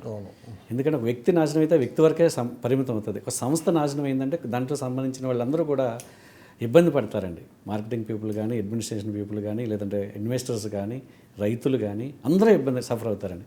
అంచేత సంస్థలు నిలబడాలనేది కోరుకుంటాను నేను. సో మొత్తం మీద అయితే మీ కష్టం, మీరు ఎంత కష్టపడ్డారో ఈరోజు దాని ప్రతిఫలం కూడా మీరు ఈరోజు చూస్తున్నారు. హైదరాబాదు సరిగ్గా 2005 నుంచే ఎదుగుతున్న టైంలో మీ కెరీర్ కూడా ఇక్కడ స్టార్ట్ చేశారు. సో హైదరాబాద్ ఎదుగుదలతో పాటు మీరు ఏదైతే ఎంచుకున్నారో రియల్ ఎస్టేట్ రంగం, సో దాంట్లో కూడా మీరు ఎదుగుతూ వచ్చారు. సో మీరు ఎక్కువ ఓపెన్ ప్లాట్స్ ఇక్కడ చేశారు, దాదాపు 25 నుంచి 30 వెంచర్లో మీరు ఎక్కువ ఈ బిజినెస్ చేశారని చెప్పి కూడా అన్నాం. సో మొదటి బిజినెస్ మీరు అంటే హైదరాబాద్లో ఫస్ట్ సేల్ ఎక్కడ జరిగింది? సో ఒకసారికి నేను వెనక్కి తిరిగి చూసుకుంటే ఈరోజున్న మాదాపూర్, గచ్చిబౌలి, హైటెక్ సిటీ, ఈ ప్రాంతాలన్నీ చూస్తుంటే ఏమనిపిస్తుంది మీకు? నేను 2005లో హైదరాబాద్ వచ్చినప్పుడు ఇక్కడ అంత డెవలప్మెంట్ కూడా లేదండి. అంటే అంత జనసమ్మర్దత లేదు, ఈ మెట్రోలు లేవు, రూట్లు లేవు, ఏమీ లేవు యాక్చువల్గా. ఎందుకంటే మేము చేసిన మొదటి వెంచరు అప్పుడు అన్నీ కూడా పంచాయతీ లేఅవుట్లు ఉండేవి. పంచాయతీ లేఅవుట్లు అమ్మేవారు, 4 రాళ్ళు పాదటం, ల్యాండ్ తీసుకోవటం, ఇదే ప్లాట్ అనేవారు, అలాగే అమ్మేసేవాళ్ళు. ఎందుకంటే అప్పుడు చెలేగా అప్పుడు జరిగింది అలాగే. నేను ఫస్ట్ వెంచరు మేము బెంగళూరు హైవేలో కొత్తూరు దగ్గర జేపీ దర్గా, మీకు ఫేమస్ దర్గా ఉందండి, దర్గాకు ముందు వెంచర్ వేయడం జరిగిందండి. అప్పుడు పెట్టిన రేటు 900 per square yard అండి. జేపీ దర్గా దగ్గర 900 per square yard. ఓకే. అది ఇన్స్టాల్మెంట్లో అయితే 1200 రూపీస్ 1 year ఇన్స్టాల్మెంట్, 12 నెలలకు. అప్పటికే సిటీకి చాలా దూరం కదా సార్? దూరం, అది కూడా అప్పటికే దూరం ఉందండి. ఎందుకంటే అప్పుడే ఇంటర్నేషనల్ ఎయిర్పోర్ట్ రావడం, 2000 నుంచి అనౌన్స్మెంట్ చేస్తూ ఉన్నారు, ఇంటర్నేషనల్ ఎయిర్పోర్ట్ వచ్చింది, దాన్ని బేస్ చేసుకుని వెంచర్లు చేయడం మొదలుపెట్టారండి. ఎందుకంటే బెంగళూరు హైవే ఎప్పుడు కూడా ఎవర్ గ్రీన్గా ఉంటుంది. కానీ అక్కడ మన 111 జీవో కానీ, హడా జోన్ కానీ ఇవన్నీ ఉండడం వల్ల లేఅవుట్లు అనేది శంషాబాద్ ఏరియాలో రాలేదండి. పాల్మాకుల నుంచే మనకి రెసిడెన్షియల్ జోన్ ఉంది. అంచేత కొత్తూరు ఏరియానే మా ఫస్ట్ రెసిడెన్షియల్ జోన్ అక్కడ అప్పట్లోనే. అందుకని అక్కడ లేఅవుట్లు ప్లాన్ చేశారనమాట. అక్కడి నుంచి మా కెరీర్ కూడా స్టార్ట్ అయింది. 900 రూపాయలకి దాంట్లో కూడా నా ప్లాట్ ఉంది. ప్రతి వెంచర్లో నేను ప్లాట్ తీసుకోవడం మొదలు పెడతానండి. ఎక్కడ మొదలు పెట్టినా కూడా ఫస్ట్ వెంచర్ చేసుకోవటం. అలాగే నేను స్టార్ట్ చేసిన కెరీర్ అప్పట్లో సాధారణంగా అయితే మేము చదువుకునే టైంలో హైదరాబాద్ వస్తే కోటిని అబిడ్సేనండి సెంటర్ హైదరాబాద్ అంటే. అక్కడికి వచ్చి చర్మాస్ షోరూమ్ ఉండేది, 2 పాకెట్లు ఉన్న షర్ట్ కొనుక్కుని గొప్పగా చెప్పుకునే వాళ్ళం ఊళ్ళోకి తీసుకెళ్ళి, నేను హైదరాబాద్ వెళ్ళాను ఇంకో చర్మాస్ షర్ట్ కొనుక్కున్నాను. ఆ తర్వాత ఏమైందంటే కెరీర్ మీకు హైదరాబాద్ డెవలప్మెంట్ అంతా కూడా మళ్ళీ తర్వాత అమీర్పేట వరకు వచ్చింది. అమీర్పేట బాగా డెవలప్ అవుతుంది. తర్వాత కూకట్పల్లి, ఆ తర్వాత బిహెచ్ఎల్, పటాన్ చెరువు. ఈరోజు చూసుకుంటే మీరు జహీరాబాద్ దాటి వెళ్ళిపోయిందండి, 100 కిలోమీటర్లు. మేము ఆ రోజు కొత్తూరు దగ్గర మేము జేపీ దగ్గర వెంచర్ వేసినప్పుడు ఆ రేటుకి అమ్మాము. ఇప్పుడు దాని డెవలప్మెంట్ ఎక్కడికి వెళ్ళిందో చూడండి సార్. మొత్తం వెస్ట్ జోన్ ఇది అంతా మొత్తం ఇటు వెళ్ళిపోతే మళ్ళీ ఎక్కడికో మళ్ళీ జడ్చర్ల నుంచి భూత్పూరు ఆల్మోస్ట్ అటువైపు వెళ్ళిపోయిందండి. అలాగే ఇటు విజయవాడ హైవే, ఎందుకంటే విజయవాడ మేము వచ్చిన టైంలో విజయవాడ డల్ అయి ఉంది మార్కెట్ మొత్తం అంతా కూడా. ఎందుకంటే only real estate, Ramoji film city ఒకటే తప్ప అక్కడ ఏమి ఇండస్ట్రీస్ కానీ కంపెనీస్ కానీ ఏమీ లేవండి. ప్రజెంట్ ఇప్పటికి అలానే ఉందండి. ఇప్పుడు కొంచెం మళ్ళీ మూమెంట్ అనేది స్టార్ట్ అవుతుంది. కానీ అప్పటి రోజుల్లో అయితే విజయవాడ హైవేని ఎవరూ చూసేవారు కాదు. మరి ఆంధ్ర కనెక్టివిటీ రోడ్డు ఉంది, అన్నీ ఉన్నా కూడా ఇవే డెవలప్ అయ్యాయండి. ఆ తర్వాత మళ్ళీ యాదగిరిగుట్ట, ఇది మీరు ఎక్కడి వరకు వెళ్ళిపోయిందో మీరు ఆలోచించవచ్చు. ఎందుకంటే జనగాం దాటి వెళ్ళిపోయింది. ఎందుకంటే హైదరాబాదు ఇటు నుంచి డెవలప్ అవుతూ వెళ్తుంది, అక్కడ యాదగిరిగుట్టను డెవలప్ చేస్తున్నారు. బెంగళూరు వరంగల్ హైవే నుంచి మళ్ళీ వరంగల్ ట్రై సిటీకి డెవలప్ చేస్తున్నారు. కాజీపేట మరి ఇవన్నీ కూడా ఉన్నాయి చూడండి, అక్కడి నుంచి డెవలప్ అవుతూ వస్తుంది. ఐటీ పార్క్స్ కానీ ఎడ్యుకేషన్ హబ్స్ కానీ ఇవన్నీ కూడా అక్కడ డెవలప్ చేస్తున్నారు. అందువల్ల ఆ హైవే కూడా మనకి డెవలప్మెంట్కి బాగానే ఉంది. ఇలాగ ఇప్పుడు చూసుకుంటా ఉంటే హైటెక్ సిటీ దగ్గర నుంచి అప్పుడు మేము చదువుకునే టైంలో అక్కడ ఏమీ లేదండి అసలు అక్కడ. ఎందుకంటే ఇసుక నేలలు ఉండేవి, దాంట్లో పాదులు అంటే అవి ఇవి పండించేవారు, కూరగాయలు పండించుకుని ఉండేవారు అనమాట అండి. ఎప్పుడైతే అనౌన్స్మెంట్ చేశారో చాలామంది విచిత్రంగా చూశారు అక్కడ. అంటే ఔటర్ రింగ్ రోడ్ రావటం వల్ల వచ్చింది డెవలప్మెంట్. ఔటర్ రింగ్ రోడ్ కూడా చాలామంది అబ్జెక్షన్ చేశారు, ఇప్పుడు ఎందుకంత ఖర్చు పెట్టి ఔటర్ రింగ్ రోడ్ ఎందుకు వేయాలి అనేది. కానీ వచ్చిన తర్వాత కెరీర్ ఎలా మారిందో మనకు అర్థమవుతుంది. సార్ 2 అంశాలు ఇక్కడ. ఒకటి, హైటెక్ సిటీ వెస్ట్ జోన్ వైపు ఉండటం వల్ల ఆ ప్రాంతం మొత్తం బాగా డెవలప్ అయిందా, ఎయిర్పోర్ట్ రావటం వల్ల డెవలప్ అయిందా, లేదా బెంగళూరు హైవేకి మొదటి నుంచే డిమాండ్ ఎక్కువ ఉందంటే ఏం చెప్తారు? యాక్చువల్గా ఎయిర్పోర్ట్ రావడం వల్ల కొంత ప్రభావం చూపించినా కానీ మరీ విపరీతమైన ఇదేమి క్రేజ్ ఏం రాలేదండి. ఎందుకంటే ముందైతే హైక్ చేసుకున్నాం మనం, ఎయిర్పోర్ట్ వచ్చేస్తుంది, అక్కడంతా ఇవన్నీ వచ్చేస్తాయి, ఫ్లైట్స్, జనాభాలు వచ్చేస్తారు విపరీతంగా, అక్కడంతా డెవలప్ అయిపోతుంది. కానీ అక్కడ డ్రాబ్యాక్ ఏంటంటే అక్కడ రెసిడెన్షియల్ జోన్ లేదు. 1 జోన్లో ఉండడం, హడా జోన్ ఉండడం. ఎందుకంటే మనకి ఆకాశ హర్మాల్ అంటే హైరైజ్ అపార్ట్మెంట్స్ కానీ అపార్ట్మెంట్స్ కట్టి పరిస్థితి అక్కడ లేదండి. లేదు, G+1 వరకే పర్మిషన్ ఉంటుంది అనమాట. ఆ విధంగా అక్కడ మనకి జనసమ్మర్దత ఎప్పుడైతే లేదో అక్కడ ఇబ్బంది అవుతుందండి. కానీ ఎప్పుడైతే మనకి రెసిడెన్షియల్ జోను, గవర్నమెంట్ ల్యాండ్స్ ఇవన్నీ కూడా మనకి ఈ ఏరియా కొత్తూరు దాటిన తర్వాత ఉన్నాయి. జడ్చర్ల తర్వాత మీకు పోలేపల్లి, సెజ్ ఇవన్నీ కూడా అండి. ఎందుకంటే కంపెనీస్ కూడా ఎక్కువ అక్కడ వచ్చేయండి. అంటే ఎంప్లాయ్మెంట్ అనేది క్రియేట్ అయింది. మీరు చూస్తే ఈరోజు పోలేపల్లి సెజ్ 2000 ఎకరాల దగ్గరగా ఉందండి. ఆల్మోస్ట్ చాలామంది ఎంప్లాయ్మెంట్ అక్కడ ఉంది. ఈ మధ్యకాలంలో కూడా మరి ప్రతి గవర్నమెంట్ కూడా దృష్టి అక్కడ అటే మళ్తుంది. ఎందుకంటే ట్రాన్స్పోర్టేషన్ మెయిన్ అండి. ట్రాన్స్పోర్టేషన్ ఉంది, హైవే ఉంది, మనకి అక్కడ మ్యాన్ పవర్ దొరుకుతుంది. ఇవన్నీ ఉద్దేశంతో ఏం చేస్తున్నారంటే మొత్తం అంతా కూడా అక్కడ కాన్సన్ట్రేషన్ చేస్తూ ఉన్నారు, ఇండస్ట్రీస్ కానీ ఇవన్నీ కూడా. మనకి ఈరోజు ఆ పోలేపల్లి సెజ్లోకి ఇక్కడున్న ఏవైతే ఫార్మా కంపెనీలు ఉన్నాయో అవన్నీ కూడా అక్కడ షిఫ్ట్ చేస్తున్నారండి. మన ఇక్కడున్న జగద్గిరిగుట్ట కానీ లేకపోతే ఇటువైపు ఉన్నవి కానీ ఇవన్నీ కూడా అటువైపుకి షిఫ్ట్ అవ్వడానికి ఛాన్సెస్ ఉన్నాయి. చాలా వరకు వెళ్ళిపోయి ఫార్మా కంపెనీ అంటే అరవిందో కానీ హెటరో కానీ ఇవన్నీ కూడా అక్కడికి వెళ్ళిపోవడం జరిగిందనమాట అండి.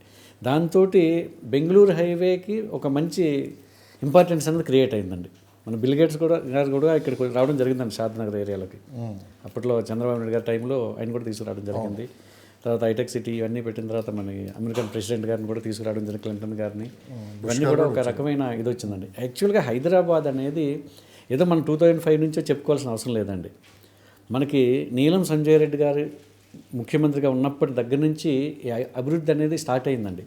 ఇంతగా లేకపోయినా కూడా కొద్దిగా పెద్ద పెద్ద ఇండస్ట్రీస్ కానీ ప్రాజెక్టులు కానీ నాగార్జున సాగర్ కానీ ఇవన్నీ కూడా అప్పటి నుంచి ఉన్నవే.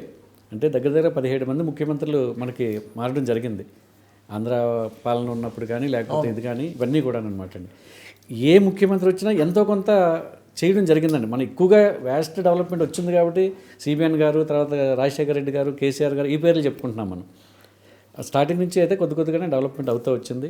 ఒకప్పుడు కూకట్పల్లిలో అయితే 12 రూపాయలు, నాకు నా ముందు వాళ్ళు చెప్తా ఉంటే నేను ఆశ్చర్యంగా అనిపించింది. 12 రూపాయలు గజం అంటండి కూకట్పల్లి కేపీహెచ్బిలో.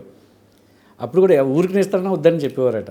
అదంతా అడవిలాగా ఉండేదట, కంప చెట్లతోటి మొత్తం అంతా కూడా. అలాంటి సిటీ ఈరోజు ఎందుకు ఇంత అభివృద్ధి చెందిందంటే, ఈరోజు మీరు సికింద్రాబాద్ వెళ్తే కొత్త వ్యక్తులు ఒక 500 మంది 2000 మంది 1000 మంది దాకా వస్తున్నారండి. ఎంప్లాయ్మెంట్ కోసం కానీ బ్రతకడానికి కానీ. మీరు చెప్పిన దాని మీద డబులే ఉంది. చేత పట్టుకుని మనకి హైదరాబాద్ రాస్తున్నారు. ఎందుకంటే హైదరాబాద్ కన్నతల్లి అయిపోయిందండి. అన్ని రాష్ట్రాల వాళ్ళు వస్తున్నారు. అలా ముఖ్యంగా డిస్ట్రిక్ట్ నుంచి, తెలంగాణ డిస్ట్రిక్ట్ నుంచి కూడా చాలామంది చదువుకొని హైదరాబాద్ బతకవచ్చు అనేది. ఎందుకు అంటే 5,000 రూపాయలు సంపాదించిన ఇక్కడ బతకొచ్చు, 5 లక్షల రూపాయలు సంపాదించినట్టు బతుకుతాడండి. ఎవరికి తగ్గ కావాల్సిన ఇన్ఫ్రాస్ట్రక్చర్ ఇక్కడ ఉంది.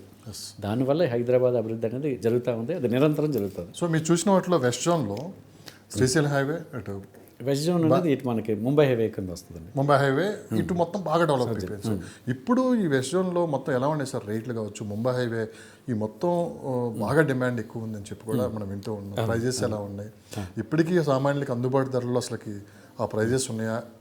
చాలా అంటే ఒక 50 లక్షల లోపు ఇన్వెస్ట్ చేసే వాళ్ళకి మరి ఈ లొకేషన్స్లో ఇన్వెస్ట్ చేయడానికి ఏమైనా అందుబాటులో ఉన్నాయా ప్లాట్స్? అంటే యాక్చువల్గా నేను ఓపెన్ ప్లాట్స్ మీరు ఎక్స్పర్ట్. నేను ఓపెన్ ప్లాట్లే నేను మొదటి నుంచి చేశాను, అన్ని రోడ్లోనే ఆల్మోస్ట్ ఆల్ చేసామండి. ఎక్కడ ట్రెండ్స్ ఎలాగ ఉన్నాయని కొంత అవగాహన అయితే నాకు ఉన్నది. ఇప్పుడు ఏ కస్టమర్ అయినా సరే తన సంపాదించిన డబ్బుల్ని ఒక మంచి ఇన్వెస్ట్మెంట్లో పెట్టాలని ఆలోచిస్తాడండి. ఎందుకంటే దాని సెక్యూరిటీ ఉండాలి, పెరగాలి అనే ఆలోచనతోటే. మనకు ఫస్ట్ ఆలోచన ఎక్కడి నుంచి వస్తుందంటే, డబ్బు మన దగ్గర ఉందంటే బ్యాంకులో దాచుకుంటాం, ఎందుకు ఫిక్స్డ్ డిపాజిట్ చేసుకుంటాం. ప్రతి ఆలోచన వచ్చింది మొదటి ఆలోచన బ్యాంకులోనే దాచుకోవాలి. సెక్యూరిటీ 200% సెక్యూరిటీ ఉంటుంది కాబట్టి.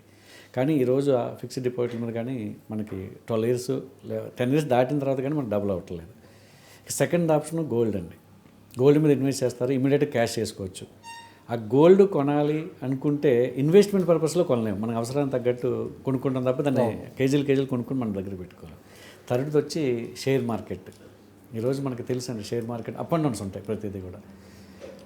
ఇక లాస్ట్ ఛాన్స్, బెస్ట్ ఛాన్స్ ఏంటంటే ల్యాండ్ బిజినెస్ అండి.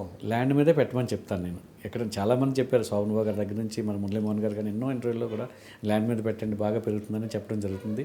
అది ప్రాక్టికల్గా చూసామండి. మరి ల్యాండ్ మీద పెట్టింది ఎందుకు పెరుగుతుంది, మిగతా వాటి మీద లేదా వేరే వేరే వస్తువుల మీద కానీ వేరే వేరే ప్రాడక్ట్ మీద పెట్టడానికి పెరగకపోవడానికి కారణం ఏంటి అంటే, ల్యాండ్ ఈజ్ లిమిటెడ్ అండి.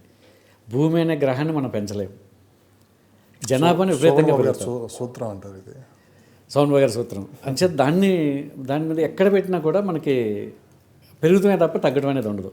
మీరు ఒక స్టోరీ చూసారా, చిరంజీవి గారు మాట్లాడింది? అవును, చూసానండి. సో సినిమాల్లో కన్నా నేను భూముల మీద ఎక్కువ సంపాదించాను. నిజమండి. ఎన్టీ రామారావు గారు ఆ రోజుల్లో చెప్పారంట, నువ్వు కార్లు కొని వేరే వాటి మీద ఇన్వెస్ట్ చేస్తే అది తాత్కాలికంగా ఉంటుంది, కానీ భూముల మీద ఇన్వెస్ట్ చెయ్యి, సో ఖచ్చితంగా నీకు భవిష్యత్తు ఒక బంగారం రూపంలో కనపడుతుంది అని చెప్పి స్వయం చిరంజీవి గారు చెప్పారు. కరెక్ట్ అండి. ఎందుకంటున్నానంటే సార్, తమ రంగాల్లో ఏ ఫీల్డ్లో ఉండేయండి, తమ రంగాల్లో సంపాదించిన డబ్బుల్ని ల్యాండ్ మీద పెట్టిన వాళ్ళు ఈరోజు కోటేశ్వర్లు అయ్యారండి. వాళ్ళ ప్రొఫెషన్లో వచ్చేది తక్కువే, లిమిటెడ్. ఒక స్టేజ్కి వెళ్ళేటప్పటికి అది ఆగిపోద్దండి.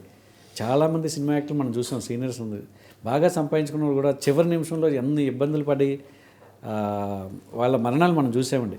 తిండికి కూడా లేకుండా కూడా బాగా సంపాదించుకున్న వాళ్ళు కూడా. కానీ అదే ఒక ల్యాండ్ మీద పెట్టిన వాళ్ళు హ్యాపీగా ఉన్నారండి. ల్యాండ్ పెరుగుతూనే ఉంటుంది, వాళ్ళు పట్టించుకోకపోతున్నా కూడా అది పెరుగుతుంది, ఏమీ చేయాల్సిన అవసరం లేదు. ఒక జెన్యూన్ ల్యాండ్ కొని పెట్టుకుంటే చాలు. అంచేత ల్యాండ్ మీద పెట్టడం అనేది 100% కాదని 200% సేఫ్ అండ్ సెక్యూర్డ్ అండి. సో ముంబై హైవే ఎలా ఉంది ఇప్పుడు ప్రెజెంట్? ముంబై హైవే మనకి నేను అన్నట్లు మిడిల్ క్లాస్ పీపుల్ ఒక 50 లక్షల లోపు ఉన్న వాళ్ళు అక్కడ ఇన్వెస్ట్ చేయడానికి మరి బెస్ట్ లొకేషన్స్ ఎక్కడ ఉన్నాయి, వెంచర్స్ మంచి వెంచర్స్ ఎక్కడ? ఓకే, ఎందుకంటే ఇప్పుడు మనకి రియల్ ఎస్టేట్ అనగానే ప్రతి ఒక్కరు కూడా లేఅవుట్లు చేస్తున్నారండి, ఎందుకంటే బిజినెస్ కాబట్టి ఇది.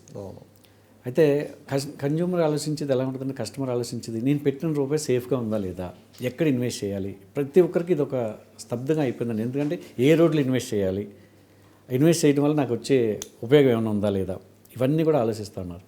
మీరు చెప్పినట్టుగా వెస్ట్ జోన్ అంటే ముంబై హైవే మీకు పటాన్ చెరువు, ఇస్నాపూరు, మీకు సంగారెడ్డి, ఇక్కడ వరకు కూడా ఆల్మోస్ట్ ఆల్ మనకి నెక్స్ట్ సదాశివపేట దాకా మనకి ఉన్నదని. తర్వాత జహీరాబాద్ వరకు, ఎందుకంటే నిమ్స్ అనేది కొత్తగా అనౌన్స్ చేసింది, దానికి 19,000 ఎకరాలు ఆల్మోస్ట్ ఆల్ దాన్ని కేటాయించడం జరిగిందండి సెంట్రల్ గవర్నమెంట్. అక్కడ ఇండస్ట్రీస్ కూడా ఆల్మోస్ట్ ఆల్ రావడం జరిగింది. ఎప్పుడైతే అక్కడ 1,00,000-2 లక్షల ఎంప్లాయ్మెంట్ వస్తుందో ఆటోమేటిక్గా ఆ రోడ్డుకి దాని ఇంపార్టెంట్ పెరిగిపోద్దండి. దానివల్ల ఏమవుతుందంటే, ముంబై హైవేకి ఈరోజు ఒక క్రేజ్ వచ్చింది. ఒక 2-3 ఇయర్స్ నుంచి విపరీతమైన క్రేజ్ దానికి రావడం జరిగిందండి. ఎప్పుడైతే క్రేజ్ వచ్చిందో అక్కడ ల్యాండ్ కాస్ట్ కూడా విపరీతంగా పెంచేస్తున్నారు, రైతులు పెంచేస్తున్నారు. మెయిన్ రైతులు ఎప్పుడైతే పెంచారో ఆటోమేటిక్గా ఆ రేట్లో కొన్నప్పుడు మన స్క్వేర్ యార్డ్ రేట్ కూడా ఆటోమేటిక్గా పెరుగుతుందండి. అదొకటి పెద్ద డ్రాబ్యాక్ అవుతుంది. ఎందుకంటే మనకు రీజనబుల్ రేట్లో కానీ ల్యాండ్ దొరకగలిగితే మనం రీజనబుల్ రేట్లోనే మనం కన్జ్యూమర్కి ఇవ్వగలుగుతామండి. ఇప్పుడున్న ఈ సిచ్యువేషన్లో ఒక మధ్యతరగతి సామాన్య మానవుడు కానీ ఒక చిన్న ఎంప్లాయీ కానీ ఇప్పుడు ల్యాండ్ కొనే పరిస్థితి లేదండి. కానీ మరి కొనకుండా ఉండలేము. మన జీవితంలో మనం ప్రతి ఒక్కరి కళ ఏంటంటే సొంత ఇంటి కళ అంటారు. సొంత ఇల్లు కావాలి, సొంత ఇల్లు కావాలి, సిటీలో కావాలనుకుంటే కొనే పరిస్థితి లేదు. ఎందుకంటే కోట్ల రూపాయలు విల్లాస్ కానీ లేదంటే ఇండిపెండెంట్ హౌసెస్ కానీ మనం కోట్ల రూపాయలు పెట్టాల్సిన పరిస్థితి. మీరు చెప్పినట్టు ఒక 50 లక్షల రూపాయలు పెట్టి కొనాలి అనుకుంటే మనకి బెస్ట్ ఆప్షన్ ఏముందంటే సదాశివపేట. ఓకే. సదాశివపేట దగ్గర నుంచి మనం కొనుక్కోవచ్చు, కొంచెం పెద్ద ఎక్స్టెన్షన్లో కూడా రావచ్చు. నేను చెప్పే సలహా ఏంటంటే సార్, నాకున్న అనుభవంతో చెప్తాను కస్టమర్లకి, లో బడ్జెట్లో కొనండి. ఎక్కడైనా సరే దూరం వెళ్ళినా పర్వాలేదు, 100 కిలోమీటర్లు వెళ్ళండి, నష్టం లేదు. లో బడ్జెట్లో ఉండాలి, మీకు జెన్యూన్ ల్యాండ్ అయి ఉండాలి, అప్రూవల్స్ అయి ఉండాలి, రేర్ అయి ఉండాలి, డెవలప్మెంట్స్ అయి ఉండాలి. సరైన డెవలప్మెంట్స్ కూడా చూడండి. అది ఈ హైవేనా, వెస్ట్ జోనా, లేదంటే సౌత్ జోనా, ఈస్ట్ జోనా అని కాదండి. మన బడ్జెట్ ఎంత ఉందో, మన దగ్గర 20 లక్షలే ఉంది, 20 లక్షలకి ఎక్కడ వస్తుంది? అక్కడికి వెళ్ళి మీరు జెన్యూన్గా ఉన్న ల్యాండ్, జెన్యూన్గా ఉన్న వెంచర్లు అక్కడ ఇన్వెస్ట్ చేయండి.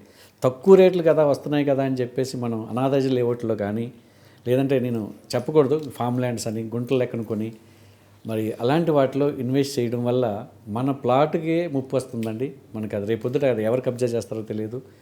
అంచేత అలాంటి ఇన్వెస్ట్మెంట్ చేయకుండా మనకున్న అమౌంట్లోంచి జెన్యూన్గా ఉన్న ల్యాండ్లో ఇన్వెస్ట్మెంట్ చేయమని నేను సలహా ఇస్తాను. కానీ ఇప్పటికీ అంటే మీరు నేను చెప్పిన బడ్జెట్ 40 నుంచి 50 లక్షల్లో ముంబై హైవేలు అయితే దొరుకుతాయండి. ఖచ్చితంగా దొరుకుతున్నాయి. సో మీకు సంగారెడ్డిలో కూడా దొరుకుతున్నాయి, మనకి ఇంకా యువతలు కూడా దొరుకుతున్నాయి. మనకి ఇబ్బంది ఏం లేదండి. అప్పుడు ఇన్వెస్ట్ చేయడం వల్ల కూడా మీకు మంచి అప్రిషియేషనే వస్తుంది. ఇప్పుడు బెంగళూరు హైవేలో ఉంది సార్. బెంగళూరు ఎవర్ గ్రీన్ అండి ఎప్పుడు కూడా, ఎందుకంటే ఒకేసారి మనకి రేంజ్లోకి వెళ్ళిపోలేదు.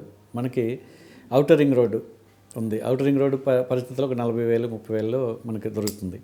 తర్వాత మనకి ఇప్పుడు కొత్తగా రీజనల్ రింగ్ రోడ్ అని అనౌన్స్మెంట్ చేయడం జరిగింది. 55 కిలోమీటర్ల డిస్టెన్స్లో రీజనల్ రింగ్ రోడ్డు పెట్టాలనేది ప్రపోజల్. దానికి కూడా ఆల్రెడీ ల్యాండ్ ఎక్విజిషన్ కూడా జరిగిపోయింది. నార్త్ సైడు మన ఇప్పుడు సౌత్ సైడ్ కూడా జరుగుతూ ఉంది. కానీ ఇక్కడ ఒక పాయింట్ రైజ్ అవుతుంది సార్, అంటే ట్రిపుల్ ఆర్ ఇది బాగా ఇప్పుడు హైదరాబాద్ వినిపిస్తుంది అన్నమాట. మొత్తం 370 కిలోమీటర్ల సరౌండింగ్స్లో ఇది రాబోతుంది. సో స్టేట్ గవర్నమెంటే సొంత ఫండ్స్ తోటి దాన్ని డెవలప్ చేయడానికి, సో ల్యాండ్స్ కావాల్సినవి కూడా మొత్తం స్పీడ్గా దాని మీద వర్క్ చేయాలని చెప్పి జరుగుతుంది. మిడిల్ క్లాస్ మనం అంటున్నాం. సో ఈ మిడిల్ క్లాస్ పీపుల్ ఈ వెస్ట్ జోన్లో కానీ వాళ్ళకున్న బడ్జెట్లు ఇప్పుడు కొనాలంటే లేవని స్వయం మీరే చెప్తున్నారు, మీ అనుభవం లేకుంటే మీరు చూసిన వాటిల్లో. సో రీజనల్ రింగ్ రోడ్ చుట్టుపక్కల ఇన్వెస్ట్ చేస్తే ఎన్ని సంవత్సరాలకి వీళ్ళకి డబుల్ అయ్యే అవకాశం? ఓకే, ఎందుకంటే రీజనల్ రింగ్ రోడ్ అనేది చాలా అద్భుతం అండి. ఎందుకంటే హైదరాబాద్కి అదొక మణిహారం. మొత్తం 3 మణిహారం అంటారు యాక్చువల్గా. Inner ring road, outer ring road, ఇప్పుడు ట్రిపుల్ ఆర్. ఈ 3 హైదరాబాద్ని విశ్వనగరం చేస్తాయండి. ఖచ్చితంగా ఏషియాలోనే బిగ్గెస్ట్ సిటీగా మారబోతుంది. ఈ టైంలో మనం రీజనల్ రింగ్ రోడ్ పరిధిలో అంటే ఒక 55-60 కిలోమీటర్ల డిస్టెన్స్లో మనకి ఇంకా రీజనబుల్ రేట్లో దొరుకుతున్నాయి. అక్కడ ఏదైనా లేఅవుట్లు అంటే డిటీసీపీ పరిధిలో మనకి 10,000 లోపు కూడా దొరుకుతుందండి గజం రేటు. ఇప్పుడు రైట్ టైం అండి ఇది. ఈ టైంలో కానీ ఒక మధ్యతరగతి వ్యక్తులు అక్కడ ఇన్వెస్ట్ చేయగలిగితే 100% మీకు 5 ఇయర్స్లో డబుల్ అవుతుందండి. రేట్లు ఎలా ఉన్నాయి సార్? ఇప్పుడు రేట్లు మీకు 8,000, 10,000, 12,000, 15,000 లోపలనే మనకు దొరుకుతాయి గజం రేటు. ఆ విధంగా మనం ఇక్కడ జెన్యూన్ ల్యాండ్స్ చుట్టూ లొకేషన్స్, బెస్ట్ లొకేషన్స్ ఇన్వెస్ట్ చేయడానికి లొకేషన్స్ కూడా బాగుంటాయి సార్. ఎందుకంటే రీజనల్ రింగ్ రోడ్ అనేది ఎప్పుడైతే అనౌన్స్మెంట్ చేశారో అక్కడ కూడా ల్యాండ్ కాస్ట్ పెరిగిపోతుంది. 1,50 లక్షల దాకా వెళ్ళిపోయింది ఇప్పుడు ఆల్రెడీ ఎకరం రేటు. ఎందుకంటే ఒక్క రీజనల్ రింగ్ రోడ్నే వదిలేయట్లేదు. ఎందుకంటే ట్రాన్స్పోర్టేషన్ ఎప్పుడైతే ఉందో డెవలప్మెంట్ స్టార్ట్ అవుతుంది. ఇప్పుడు సెంట్రల్ గవర్నమెంట్ కూడా ప్రపోజల్ మన కిషన్ రెడ్డి గారు మీరు చెప్పడం జరిగింది. ఒక 100 మీటర్లు కానీ నాకు రీజనల్ రింగ్ రోడ్ని ఆనుకొని ఇస్తే MMTSని నేను చుట్టూరు రన్ చేస్తానని చెప్పి. ఓకే, ఎప్పుడైతే మనకు ట్రాన్స్పోర్టేషన్ ఈజీ అయిపోతుందో ఎక్కడన్నా కూడా మనం ట్రాన్స్పోర్టేషన్ ఈజీగా ఉన్నప్పుడు నేను మియాపూర్ ఆఫీస్ నుంచి ఉప్పులు వెళ్ళాలని కార్లో వెళ్తే నేను గంట టైం పడుతుందండి. అదే నేను అవుటర్ ఎక్కడికో దూరంగా వెళ్ళి ఒక 50 కిలోమీటర్ల డిస్టెన్స్లోకి వెళ్ళి కూడా నేను అక్కడ ఉంటే అక్కడ నాకు ట్రాన్స్పోర్టేషన్ ఉందనుకోండి, మెట్రో కానీ MMTS కానీ ఉందనుకోండి, నేను 40 నిమిషాల్లో నేను సిటీలోకి వచ్చేయగలుగుతాను. అంటే అంచేత అది కూడా ట్రాన్స్పోర్టేషన్ చాలా ఇంపార్టెంట్ అండి. సో ఇన్వెస్ట్ చేసే వాళ్ళు చాలామంది ఒక కన్ఫ్యూజ్ వాతావరణంలో ఉంటారు. ఇప్పుడు ఒక ప్లాట్ కొనుక్కోవాలా, ఓపెన్ ప్లాట్ తీసుకోవాలని చెప్పి ఒక కన్ఫ్యూజ్ వాతావరణంలో ఉంటారు. మీ దృష్టిలో ఈ రెండింటిలో దేనికి మీరు మీ ఓటు అంటే మన లాంగ్వేజ్లో సో కొత్తగా ఇన్వెస్ట్ చేసే వాళ్ళకి దేని వైపు చూడాలంటే మీరు? ఓకే, నేను కూడా ఒక కస్టమర్గా నేను కూడా హైదరాబాద్ వచ్చినప్పుడు నేను ఏం చేయాలనేది కూడా ఆలోచించానండి. ఫస్ట్ నాకు ఉండడానికి ఒక ఇల్లు కావాలి. అంటే నేను స్థలం కొని దాన్ని మళ్ళీ కన్స్ట్రక్షన్ చేసి ఒక ఇంటి కట్టాలంటే నా బడ్జెట్ సరిపోదు. అప్పుడు నేను ఏం చేశానంటే అపార్ట్మెంట్కి వెళ్ళానండి. కూకట్పల్లిలోనే ఈరోజు కూడా దాండే అపార్ట్మెంట్లో ఉంటున్నాను నేను. నాకు ఒక రీజనబుల్ రేట్లో అప్పుడు దొరకడం జరిగింది. నేను 2005లో వచ్చిన 4.5 లక్షలే అనుకున్నాను. తర్వాత ఒక 2 ఇయర్స్లోనే విపరీతం రేటు పెరిగింది. 24 లక్షలు పెట్టి నేను డబుల్ బెడ్రూమ్ ఫ్లాట్ కొనుక్కున్నాను ఓకే 2 సంవత్సరాల్లో 2 సంవత్సరాలు. అంత వ్యాస్ట్ ఇది వచ్చిందనమాట అండి ఆ టైంలో. అక్కడి నుంచే రియల్ ఎస్టేట్ అనేది స్టార్ట్ అయింది బాగా. రాజశేఖర్ గారి టైంలో ఒక పీక్ స్టేజ్కి వెళ్ళిందండి. 2008 to 9-10 వరకు కూడా జరగడం జరిగింది. మళ్ళీ కొంచెం డౌన్ఫాల్ అనేది స్టార్ట్ అయింది. కానీ రేట్లు ఏమి ఎక్కడ తగ్గలేదు. మనకి స్తబ్దుగా ఉంటుంది కొద్ది కాలాల పాటు తప్ప ఎక్కడ రేట్లు తగ్గలేదు. మీరు హైదరాబాద్లో అడుగుపెట్టింది కరెక్ట్ టైం అండి. అందుకని మేము సక్సెస్ అవ్వగలిగాం. ఆ టైంలో వచ్చిన వాళ్ళు అందరూ కూడా ఈరోజు మంచి కంపెనీల్లో మెయింటైన్ చేస్తున్నారు, మంచి ఉన్నతమైన స్టేజ్కి వెళ్ళారండి. కొన్ని వందల మందికి లైఫ్ ఇస్తున్నారు. ఎందుకంటే కంపెనీలన్నీ కూడా నిలబడాలని కోరుకుంటాను నేను. కానీ పొరపాట్లు మాత్రం చేయకూడదు. సో డబ్బులు వచ్చిన తర్వాత మనం మళ్ళీ సినిమా రంగంలో కన్నా రాజకీయాల్లో కన్నా వెళ్ళి, ఎందుకంటే అసలు వృత్తిని మనం ఎప్పుడు కూడా మర్చిపోకూడదు. సో పాయింట్లోకి వచ్చేద్దాం. సో మరి ఇల్లు కొనుక్కోవటం, ఓపెన్ ఫ్లాట్ తీసుకోవటం. ఓకే అండి. ఫస్ట్ అయితే మీకు అమౌంట్ ఉంది, నేను ఒక రెంట్లు కట్టుకోలేని పరిస్థితిలో ఉన్నాను అనుకుంటే ప్లాట్కి వెళ్ళమని చెప్తాను నేను. ఫస్ట్ ఇన్వెస్ట్మెంట్ అండి. ఫస్ట్ ఇన్వెస్ట్మెంట్ ఒక అపార్ట్మెంట్ కొనుక్కోండి. అప్పుడు ఏమవుతుంది, మనకంటూ ఒక సొంత ఇల్లు ఉంటుంది, మనకి ఇబ్బంది లేకుండా ఉంటుంది. తర్వాత మీకు వచ్చే ఇన్కమ్ ఏదైతే ఉందో నెక్స్ట్ ఇన్కమ్ అని కూడా ప్లాట్ల మీద పెట్టండి. ఫస్ట్ మాత్రం ఒక అపార్ట్మెంట్ కొనుక్కోండి. ఇండివిజువల్ హౌసెస్ ఎలాగో కొనుక్కోలేము మనం ఇప్పుడున్న పరిస్థితుల్లో. రేట్లు కానీ విల్లాస్ కానీ మధ్యతరగతి వారిని దృష్టిలో పెట్టుకుని నేను చెప్తున్నానండి. ఒక అందుబాటులో 50 లక్షలు 60 లక్షలు 70-80 లక్షల్లో ఏదన్నా ఉంటే ఒక అపార్ట్మెంట్ తీసుకోండి. డబుల్ బెడ్రూమా, త్రిబుల్ బెడ్రూమ్ అనేది. తర్వాత వచ్చి ఇన్కమ్ ఏదైతే ఉందో నెక్స్ట్ ఇన్కమ్, దాంట్లో మాత్రం ప్లాట్ల మీద ఇన్వెస్ట్మెంట్ చెప్తాను. దూరమైనా పర్వాలేదు. అది మీకు ఈ ప్లాట్ ఏదైతే కొనున్నామో అది తీసుకొచ్చేస్తాను మనకి. ఇన్వెస్ట్మెంట్ ఏదైతే పెట్టామో ముందు ఆ అమౌంట్ని ఈ ప్లాట్ మీకు రిటర్న్ తీసుకొస్తుంది. ఒక 5 years కానీ 10 years కానీ మనం హోల్డ్ చేసి పెట్టుకోగలిగితే మనకు మంచి ఇన్కమ్ అనేది. ఎక్కువ డబ్బులు రావాలంటే మనకు ఓపెన్ ప్లాట్స్ అండి. అందులో doubt long term investment. Long term investment మన దగ్గర డబ్బులు ఉన్నాయి అనుకుంటే ఓపెన్ ప్లాట్ మీదే పెట్టాలి. లేదు నాకు కంపల్సరీగా ఇల్లు కావాలి, నాకు ఇంత అమౌంట్ ఉంది, దీంట్లో నేను కొనగలను, నాకు కొంత రిజర్వ్ ఫండ్ ఉంది అనుకుంటే అపార్ట్మెంట్లోకి వెళ్ళండి. మరి ఇప్పుడు ఈ జనరేషన్ ఎటువైపు చూస్తుంది ఎక్కువ? ఈ జనరేషన్ అంతా కూడా మీకు విల్లాస్ అండి. అంతా కూడా బాగా ఒక ఇది వచ్చింది. ఎలా ఉంది సార్ అసలు హైదరాబాద్ విల్లాస్ మార్కెట్? ఎలా ఉంది? విల్లాస్ మార్కెట్ ఎప్పుడూ బాగానే ఉంటుంది సార్. ఎందుకంటే మన బడ్జెట్ని బట్టి, నేను చెప్పాను కదండి, ఒక ఏరియా బట్టి ఉంటుంది మనకి. విల్లాస్ అనే కాన్సెప్ట్ ఎందుకు వచ్చింది అంటే, మన కరోనా టైంలో బాగా అందరికీ కూడా ఒక రకమైన గుణపాఠంలా కనిపించిందండి. ఎందుకంటే అది ప్రాణాలు కూడా తీసేసి పరిస్థితి వచ్చినప్పుడు అందరూ కూడా అవుట్ సైడ్కి వెళ్ళిపోయి మనకంటూ ఒక ఇండివిజువల్ హౌస్ ఉండాలి, మనకంటూ ఒక ప్లేస్ ఉండాలి అని చెప్పి అనాథ లేఅవుట్లైనా కూడా ఫామ్ ల్యాండ్లు కొనుక్కుంటున్నారు ఎక్కువ మంది. అంటే 1 acre, 1/2 acre ఈ రేంజ్లో కూడా తీసుకోవడం జరుగుతుందండి. దాంట్లోంచి వచ్చిందే విల్లా కాన్సెప్ట్ అండి. ఎందుకంటే మంచి ఎమ్యూనిటీస్ తోటి విల్లాస్ తయారు చేసి ఇవ్వడం జరుగుతుంది. మీకు ఆ కెపాసిటీ ఉంది, ₹1 కోటి, 2 కోట్లు, 3 కోట్లు కూడా పెట్టగలను అనుకుంటే విల్లాస్లోకి వెళ్ళొచ్చు. సో ఇంకొకటి సార్, మీరు అన్నారు సికింద్రాబాద్ రైల్వే స్టేషన్లో రోజుకు ఒక 5,000 మంది దిగుతారు వాళ్ళ కొత్త కెరియర్ని ఎంచుకోవడానికి. అది వాళ్ళకి బాగా అంటే వాళ్ళు స్థిరంగా ముందు నిలబడటానికి ఉప్పల్ సైడ్ ఎక్కువ వాళ్ళు తక్కువ రెంట్లు అవును అటు ఎక్కువ వెళ్తూ ఉంటారు. కానీ ఇప్పటి వరకు మనం వెస్ట్ సైడే డెవలప్మెంట్ చూసాం గత 2 దశాబ్దాల నుంచి. సో ఇప్పుడు వచ్చిన ప్రభుత్వం కొత్తగా లుక్ ఈస్ట్ పేరుతోటి ఈస్ట్ సైడ్ కూడా డెవలప్ చేస్తున్నాం. ఈస్ట్ సైడ్ కూడా కొన్ని కంపెనీస్ తీసుకొని వస్తే ఆ ఏరియా కూడా డెవలప్మెంట్కి బాగుంటుందని చెప్పి కూడా ఒక సరికొత్త ప్రణాళికతో ముందుకెళ్తారు. సో లుక్ ఈస్ట్ అని ముందుకెళ్తున్నారు. సో ఈస్ట్ సైడ్ అసలు బెస్ట్ లొకేషన్స్ ఏమున్నాయి, అసలు ఈస్ట్ సైడ్కి ఇన్వెస్ట్ చేస్తే ఎలా ఉంటుంది రాబోయే 5-10 సంవత్సరాలు అంటే మీరు చెప్తారు? మంచి క్వశ్చన్ అండి ఇది. ఎందుకంటే చాలామంది అందరూ కూడా హైటెక్ సిటీ దగ్గర నుంచి అప్పుడు ఇన్వెస్ట్ చేయడం జరిగింది. అదంతా మనకు అందుబాటులో లేని టైంలో స్ప్రెడ్ అవుతూ వెళ్తూ ఉన్నారు. కానీ ఈస్ట్ వైపు ఎవరూ చూడలేదు, ఉప్పల వైపు. ఎందుకు అంటే ఇప్పుడు ఎందుకు అది నెగ్లెక్ట్ చేయబడిందండి ఆ ఏరియా అంతా కూడా. నాగోలు ఇదంతా కూడా నాకు గతంలో చెప్పినప్పుడు, నేను 2005లో వచ్చినప్పుడు అసలు అటువైపు అనేది అసలు ఆలోచనే లేదు. 4,000కి 2 దొరుకుతుంది, సింగిల్ బెడ్ దొరుకుతుందండి. నేను ఆఫీస్ పెట్టింది 2016లో. నేను ఓన్గా ఆఫీస్ పెట్టింది వేరే కంపెనీ నుంచి మానేసి 2016లో పెట్టినప్పుడు కూడా చాలా రీజనబుల్గా నాకు దొరికిందండి. నేను 10,000 రూపాయలకి నాకు రెంట్కి దొరికింది. అప్పుడు చాలామంది అడిగాను నేను, ఎందుకు ఇక్కడ ఇది డెవలప్ అవ్వలేదు, దానివల్ల ఎందుకు ఇక్కడ ఏరియా లేదు అంటే వాళ్ళు ఒకటే చెప్పారండి, ఉప్పల్ నుంచి నాగోల్కి వెళ్ళడానికి మధ్యలో మూసీ నది ఒకటి అడ్డు ఉంటుంది, ఉండేది అప్పుడు బ్రిడ్జిలు ఉండేది కాదటండి. అక్కడ దొంగలు పడి కొట్టేవారట. నిజమండి, అది సింగిల్గా ఎవరు వెళ్ళడానికి భయపడేవారటండి. అంటే ఒక 4-5 ఒకసారి అయ్యి తర్వాత అందరూ కలిసి అటు నుంచి వెళ్ళేవారు, ప్రాంతంలో ఉండేదన్నమాట అండి. అలాంటి సిచ్యువేషన్ ఈరోజు చేంజ్ వచ్చిందండి. అయితే ఇప్పుడు ఏదైతే కొత్త గవర్నమెంట్ వచ్చిందో, లుక్ ఈస్ట్ అనేది ఒక దీంతో రావడం జరిగిందో, మీకు స్కై ఫ్లైఓవర్ దగ్గర నుంచి మెట్రో తోటి దాని రూపురేఖలు మారాయండి. మారిపోయాయి. ఉప్పల్ నాగోల్కి ఎప్పుడైతే మెట్రో వచ్చిందో రెంట్లు కూడా పెరిగిపోయింది. ఇప్పుడు అయితే దొరకలేదు 4,000 రూపాయలకి. ఇప్పుడు కూడా అక్కడ కూడా రెంట్లు పెరిగాయి. ఇంకా అక్కడి నుంచి ఉప్పల్ నుంచి మనకి బోడుప్పల్ కానీ, మేడిపల్లి, నారపల్లి, గట్కేసరు ఇవన్నీ కూడా సిటీలోకి అయిపోయాయండి. అవును, సిటీ కలిసిపోయింది ఇంచుమించుగానే. ఎందుకంటే అప్పుడు సిబిఎన్ గారు సింగపూర్ టౌన్షిప్ అని ఒక స్టార్ట్ చేసి మీకు మన పోచారం దగ్గర ఒక పెద్ద అపార్ట్మెంట్స్ కట్టారు. మీరు విన్నారో లేదో తెలియదు కానీ చాలా ఫేమస్ అయ్యాయి అప్పుడు ఎవరు కూడా దాంట్లోకి వచ్చేవారు కదా, అంత దూరం ఉండేదండి అప్పట్లో. ఈరోజు అది సెంటర్ అయిపోయిందండి. ఇన్ఫోసిస్ మెయిన్ క్యాంపస్ అక్కడ పెట్టడం ఇవన్నీ కూడా జరిగాయండి. గట్కేసర్ వరకు మనకి ఔటర్ రింగ్ రోడ్డు అక్కడి నుంచే వెళ్ళడం. ఇంకా తర్వాత గట్కేసర్ నుంచి స్టార్ట్ అయితే మళ్ళీ బీబీ నగర్ నిమ్స్ వచ్చిందండి. ఇప్పుడు నిమ్స్ సరౌండింగ్ అంతా కూడా మీకు చాలామంది అక్కడ జనసమర్థత పెరుగుతుంది. 4-5 జిల్లాలకి అక్కడ కవర్ అవుతుంది.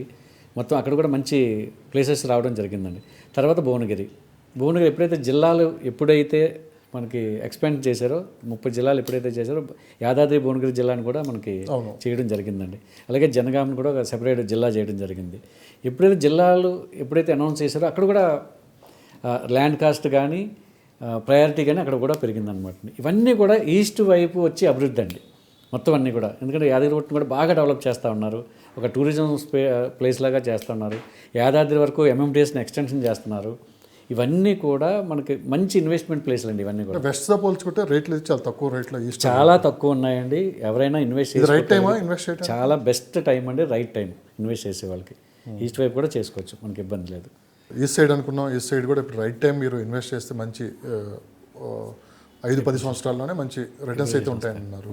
సో మరి పక్క తీసుకున్నా ఉంటే సార్ కోకాపేట మీరు స్టార్టింగ్ నుంచి అదే బ్రాండ్ ఉంది, ఇప్పటికి అదే బ్రాండ్ కొనసాగుతుంది. ఎకరం 100 కోట్ల రూపాయల దాకా అక్కడ పలిగింది.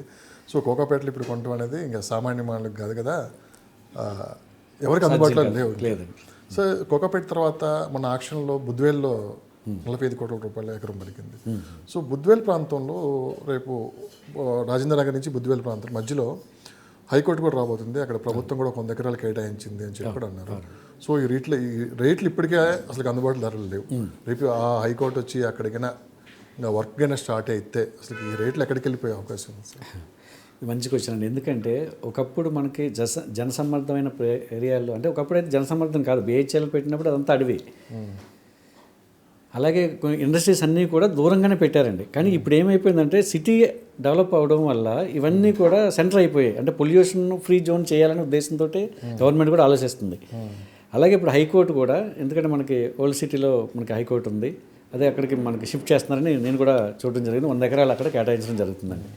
ఎప్పుడైతే హైకోర్టు అక్కడికి వెళ్ళిందో అక్కడ మరి ఇవన్నీ కూడా మళ్ళీ పెరుగుతాయి, మొత్తం అన్నీ కూడా పెరిగిపోతాయండి కంప్లీట్గా. ఎందుకంటే కమర్షియల్ కాంప్లెక్స్లు వస్తాయి, అన్ని విధాలుగానే అక్కడికి వస్తుందండి. దానివల్ల ఏమవుతుందంటే ఇప్పటికే ఒక స్టేజ్కి వెళ్ళింది, ఇంకా పెరగడానికి అవకాశం ఉంది, పెరగదండి. అలాగే మీకు జూ పార్క్ కూడా ఇక్కడ కొన్ని జంతువులు కూడా చనిపోవడం పొల్యూషన్ వల్ల, దాన్ని కూడా షిఫ్ట్ చేయడానికి ప్లానింగ్ ఉందండి. ఆల్రెడీ అయింది, అది మన కమ్మదానం ఏరియాలకు వెళ్తుంది. కరెక్ట్. మీకు అదొకటి మనకి ఒక రకమైన అంటే సిటీకి అవుట్కట్స్లోకి వెళ్ళిపోతున్నాయండి అవి కూడా. అక్కడ కూడా మీకు జనసమృద్ధి పెరుగుతుంది. దాని ద్వారా చాలామందికి వ్యాపారాలు పెరుగుతాయి, బిజినెస్లు వస్తాయి, ట్రాన్స్పోర్టేషన్ పెరుగుతుంది. దానికోసం అన్నీ కూడా చేయడం జరుగుతుంది అనమాట. ఆ విధంగా ప్రతి ఏరియాలను కూడా ఎక్కడైతే మనకి ఇక్కడ పొల్యూషన్ ఫ్రీగా ఉన్న జోన్లోకి ఎక్కడైతే ఉన్నాయో అక్కడ తీసుకెళ్ళాలి. మీకు శ్రీశైలం హైవేలో కూడా మీరు మన ఫార్మాసిటీని ఫార్మాసిటీ విషయంలో కొంత గందరగోళ పరిస్థితి ఏంటి సార్ అక్కడ? ఎందుకంటే మనకి గత గవర్నమెంట్ ఏదైతే ఉందో ఒక మంచి ఉద్దేశంతో అక్కడ ఫార్మాసిటీని పెట్టడం జరిగింది. 19,330 ఎకరాలు ఎక్విజిషన్ కూడా చేయడం జరిగిందండి. ఆ ల్యాండ్ ఎప్పుడైతే వాళ్ళకందరికీ కేటాయించారో అక్కడ కూడా మంచి ఎంప్లాయ్మెంట్ కానీ, లేదంటే దగ్గర ఒక 5 లక్షల మంది ఎంప్లాయ్మెంట్ ఫార్మాసిటీ వల్ల రావడానికి అవకాశం ఉందండి. అలాగే అక్కడ డేటా సెంటర్ ఉంది. డేటా సెంటర్ వల్ల కూడా పెద్ద ఎంప్లాయ్మెంట్ రాకపోయినా కూడా అక్కడ ట్రాన్సాక్షన్స్ అయితే జరుగుతూ ఉంటాయి. ఎప్పుడైతే ఈ ఫార్మాసిటీ కన్ఫ్యూజన్ అంటే మళ్ళీ రాగానే, ఎందుకంటే మా ఎలక్షన్ టైంలోనే ఆయన చెప్పడం జరిగింది, రాగానే నాది రద్దు చేస్తానని చెప్పారు. తర్వాత ఆయన వచ్చిన తర్వాత అనౌన్స్ చేశారు. తర్వాత ఇన్వెస్టిగేషన్లు అందరూ కూడా చాలా ఇబ్బంది పడ్డారండి. ఎందుకు దానివల్ల ఏమన్నా అయిపోతుందేమో, మన ఇన్వెస్ట్మెంట్ అంతా వేస్ట్ అవుతుందేమో అని చాలామంది చేశారు. కానీ తర్వాత మళ్ళీ మన జనవరి 1వ తారీఖున రేవంత్ రెడ్డి గారు ప్రెస్ మీట్ పెట్టి చెప్పడం జరిగింది. దీన్ని ఈ విధంగా కాదు, క్లస్టర్స్ వైజ్గా డివైడ్ చేసి విలేజ్కి 10 ఏకర్స్ కింద కానీ లేదా ఇంకోటి చేసి ఫార్మర్ డెవలప్ చేద్దామని ఒక మంచి నిర్ణయం తీసుకోవడం జరిగింది. కాబట్టి ఎవరు ఆందోళన పడాల్సిన అవసరం లేదండి. ఆ శ్రీశైలం హైవే కూడా మంచి అభివృద్ధిలోనే రావడానికి అవకాశం ఉంది. ఇక్కడ కూడా మనం 3 రకాలుగా మనం చేసుకోవచ్చు. షార్ట్ టర్మ్ ఇన్వెస్ట్మెంట్ చేసేవాళ్ళు ఎక్కడ ఇన్వెస్ట్ చేయాలి, అదే తుక్కు కూడా హెచ్ఎండిఏ ఏవట్లో ఉన్నది, హెచ్ఎండిఏ పరిధిలో ఉన్నవి 2 మండలాలు ఉన్నాయి, మహేశ్వరం ఒకటి, తుక్కు కూడా ఒకటి అండి. ఇది ఏంటంటే ఇమీడియట్గా షార్ట్ టర్మ్లోనే మనకి మంచి రెసిడెన్షియల్ జోన్గా డెవలప్ అవుతుంది. అక్కడ R3 జోన్ ఉందండి మెయిన్, అది విపరీతంగా పెరగడానికి అవకాశం ఉంది. షార్ట్ టర్మ్లోనే మనకి ఇన్వెస్ట్మెంట్ పర్పస్లో చేసుకోవచ్చు. ఇక మిడ్ టర్మ్ కానీ లాంగ్ టర్మ్ గోల్ అనుకుంటే మనకి ఫార్మసిటీ దాటిన తర్వాత కర్తాలు అమ్మన్ల వరకు కూడా మనం అక్కడ ఇన్వెస్ట్ చేసుకోవచ్చు. అక్కడ రేట్లు కూడా మీకు 10,000 లోపే మనకి డిటిసిపి లేఅవుట్తో జరుగుతుంది అనమాట. అంచేత లాంగ్ టర్మ్ ఇన్వెస్ట్మెంట్లో అంతవరకు వెళ్ళి మనం ఇన్వెస్ట్ చేసుకోవచ్చు అండి. శ్రీశైలం హైవే అయితే మనకి ఎటువంటి ఇప్పటికైతే డోకా లేదు. సో చాలామంది ఇప్పుడు ఇన్వెస్ట్ చేయాలా లేదన్న ఒక ఆలోచనలో కూడా పడిపోయారు. ఎందుకంటే అది క్లస్టర్స్గా డివైడ్ చేసి ఆ ప్రాంతం నుంచి వేరే ప్రాంతానికి మారుస్తున్నారని చెప్పి కూడా కొంత గందరగోళ పరిస్థితి అయితే ఉంది. బేసిక్గా హైదరాబాద్ మనం ఎన్నో ఎలక్షన్లు చూసాం. ప్రతి 5 సంవత్సరాలకి ఎలక్షన్లు వస్తూ ఉంటే ఆ 2 నెలలు రియల్ ఎస్టేట్ కొంచెం డల్గా ఉంటుంది. ఎందుకంటే ట్రాన్సాక్షన్ల విషయంలో కొంత ఇదిగా ఉంటుంది కాబట్టి. ఈసారి మనకి ఎక్కువ టైం తీసుకుంది, 6 నెలలు పట్టింది. ఎందుకు సార్ ఈసారి ఎక్కువ టైం తీసుకుంది? ఇంకా కొంచెం స్పీడ్ అందుకోలేదని చెప్పి మాట వినిపిస్తుంది. నిజమండి. ఎందుకంటే ఇది ఎలక్షన్ ముందు నుంచే డల్ ఉందండి. ఎందుకు అంటే ల్యాండ్ కాస్ట్ పెరిగిపోవడం, మధ్యతరగతి వాళ్ళకి అందుబాటులో లేకపోవడం వల్ల ఎలక్షన్ అనేది ఒకటి కారణం అండి, అంతే తప్ప దాని ముందు నుంచి కూడా కొంచెం స్లో అవడం అనేది రియల్ ఎస్టేట్ జరగడం జరిగిందండి. అది కంటిన్యూ అవుతుంది అంతే. ఇప్పుడు కొత్తగా తగ్గిపోవడమో ఎలక్షన్ అయ్యడం వల్ల గవర్నమెంట్ మారడం వల్ల తగ్గడం అనేది లేదు. ఎందుకు అంటున్నానంటే నేను 2005 నుంచి హైదరాబాద్ ట్రెండ్స్ చూశానండి నేను. ఎందుకంటే అప్పటి నుంచి అన్నీ చూసాం. ఎందుకంటే బైఫికేషన్ జరగడం కానీ, తర్వాత అంతా ఆంధ్ర వాళ్ళు ఇక్కడ ఉండకూడదు వెళ్ళిపోమని చెప్పడం, తర్వాత దాన్ని మరి విపరీతమైన రేట్లు రావడం, తర్వాత కరోనా టైము, ఆ టైంలో కూడా చాలా రియల్ ఎస్టేట్ లేదు, ఏమీ లేదు అనుకున్నారు. అది కూడా మళ్ళీ విపరీతంగా క్రేజ్గా పెరగడం జరిగింది. అలాగే మనకి నోట్ల రద్దు, అది కూడా మనకి అనుకున్న తర్వాత కూడా మళ్ళీ ఇబ్బంది అవుతుంది అనుకున్నాం. తర్వాత ఎలక్షన్ కూడా మనం చూసామండి. ఎప్పుడు కూడా కొద్ది రోజులు మాత్రమే ఇది ఉంటుందండి. రియల్ ఎస్టేట్ మార్కెటింగ్ అనేది ఎవర్ గ్రీన్. కొద్ది రోజులు స్తబ్దుగా ఉంటుంది తప్ప ట్రాన్సాక్షన్లు ఆగొచ్చు. కానీ మీరు చెప్పిన దానికి నేను అగ్రీ అవును. ఎందుకంటే త్వరలో ఏపీ ఎలక్షన్లు కూడా జరగబోతున్నాయి. అవును, ఈసారి కొంత హాట్గా నడుస్తుంది అక్కడ. సో ఎక్కువ రియల్ ఎస్టేట్ ఇక్కడ కొంత పుంజుకోవడానికి కూడా ఏపీ కారణం అని చెప్పి బయట వినిపిస్తున్నమాట. సో రేపు ఏపీ ఎలక్షన్ కూడా అయిపోయిన తర్వాత అక్కడ వచ్చే రిజల్ట్ని బట్టే ఇక్కడ మార్కెట్ కొంచెం మళ్ళీ పుంజుకునే అవకాశం ఉందని చెప్పి రియల్ ఎస్టేట్ ట్రేడ్ వర్గాల్లో వినిపిస్తున్నమాట. ఓ రకంగా తీసుకున్నామంటే రేపు అమరావతిలో కూడా ఇప్పటికీ గజం 5 నుంచి 10,000 రూపాయల దాకా రేటు పెరిగింది. ఆ చుట్టుపక్కల విజిటింగ్ కూడా ఎక్కువ, అంటే అంతకుముందు 10-15 మంది విజిటర్స్ ఉంటే ఇప్పుడు దాదాపు రోజుకి 50-60 మంది వెళ్ళి అక్కడ భూముల రేట్లు ఎలా ఉన్నాయో అడుగుతున్నారని చెప్పి కూడా విన్నాం. మరి దీనికి మీరు ఒప్పుకుంటారా? నిజమండి ఇది. ఎందుకంటే ఎప్పుడు కూడా రాజకీయ కారణాలు కూడా ఉంటాయి మనకి డెవలప్మెంట్ మీద. మీరు చెప్పినట్టుగానే స్టేబుల్ గవర్నమెంట్ లేకుండా, లేదంటే ఒక అనిశ్చితమైన పరిస్థితి అక్కడ క్రియేట్ అయ్యి ఉన్నప్పుడు ఆటోమేటిక్గా పక్క చూపులు చూస్తారు. ఇన్వెస్టర్ అనేవాడు ఎక్కడ ఇన్వెస్ట్ చేయాలనేది ఆలోచిస్తాడండి, తెలివైన కస్టమర్. ఒకప్పుడు మనకు హైదరాబాద్ కూడా డల్ అయినప్పుడు బెంగళూరు వైపు చూశారండి. బెంగళూరులో ఇన్వెస్ట్ చేశారు చాలామంది. అలాగే చెన్నైలో కూడా ఇన్వెస్ట్ చేశారు. ఇన్వెస్ట్ చేసేవాడు రాష్ట్రంతో సంబంధం లేదు. అదేవిధంగా నెక్స్ట్ రేపు రాబోయే గవర్నమెంట్ ఏదైనా మారుతుంది, మళ్ళీ రియల్ ఎస్టేట్ బాగుంటుంది, మళ్ళీ ఇండస్ట్రీస్ వస్తాయి ఆంధ్రాకి అనుకునే ఆలోచన వచ్చిన వాళ్ళందరూ కూడా ఈరోజు మళ్ళీ అక్కడికి వెళ్ళడానికి ప్రయత్నం చేస్తున్నారు. అమరావతి అనౌన్స్ చేసిన తర్వాత, స్టేట్ బైఫికేషన్ అయిన తర్వాత మేము కూడా వెళ్ళామండి అక్కడికి. కానీ అదొక ట్రేడింగ్ లాగా అయిపోయింది. ల్యాండ్ కాస్ట్ 10 లక్షలు ఉన్నది కోటి రూపాయలదేమో 2 కోట్లు 3 కోట్లు అక్కడి వరకు కూడా వెళ్ళిపోయిందండి. అలా అబ్నార్మల్గా పెరగడం కూడా డేంజరే. ఎప్పుడైతే గవర్నమెంట్ చేంజ్ అయిందో మళ్ళీ అవన్నీ కూడా ఇన్వెస్ట్ చేసిన అందరూ సూసైడ్లు చేసుకున్నారండి. నాకు తెలుసు అక్కడ చాలామంది సూసైడ్లు చేసుకున్నారు. ఎందుకంటే ల్యాండ్ పేమెంట్లు చేయలేక బయట నుంచి ఫైనాన్షియల్ తెచ్చి, అలాంటి అది చాలా డేంజరస్ సిచ్యువేషన్ క్రియేట్ అవుతుందండి. ఇప్పుడు కూడా ఏంటంటే ఏదైనా గవర్నమెంట్ మారుతుందన్న ఆలోచనతోటో లేకపోతే ఇంకోటో, లేదా అమరావతి మళ్ళీ దాన్ని కంటిన్యూ చేస్తామో నెక్స్ట్ గవర్నమెంట్ మారితే అనే ఉద్దేశంతో పొలిటికల్ ఇష్యూ అండి. పొలిటికల్ ఇష్యూ, దాన్ని మన జోలికి మనం వెళ్ళకూడదు. అందుకని మొత్తం మీద మీరు అనేది కానీ 3 months అది కూడా మనకి ఇక్కడ హైదరాబాద్ డల్ అవ్వడానికి కొంత కారణం అవుతుంది. ఎలక్షన్ కారణం ఒకటైతే మళ్ళీ అది కూడా ఆ పొలిటికల్ ఇది కూడా కొంత మనకి కారణం కావచ్చు. కానీ లాంగ్ టర్మ్లో నేను చెప్పేది మళ్ళీ Hyderabad ever green.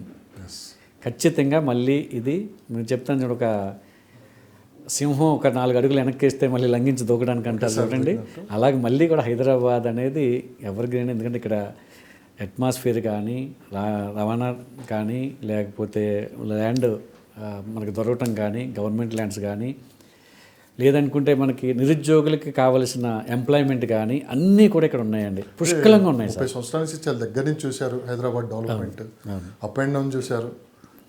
Real estate ఒకసారి భూమి రావడం చూశారు, ఒకసారి పడిపోవడం చూశారు. సో కరోనా క్రైసిస్ కూడా చూశారు మీరు. మొత్తం మీద అయితే రాబోయే 10-15 సంవత్సరాలకి అయితే ఇదే కంటిన్యూ అయితే అవకాశం ఉంది. సో ఈ 2-3 నెలలు అయితే మీరు ఈ మార్కెట్ అయితే ఇలా ఉంటుందని మీరు ఉంటుంది.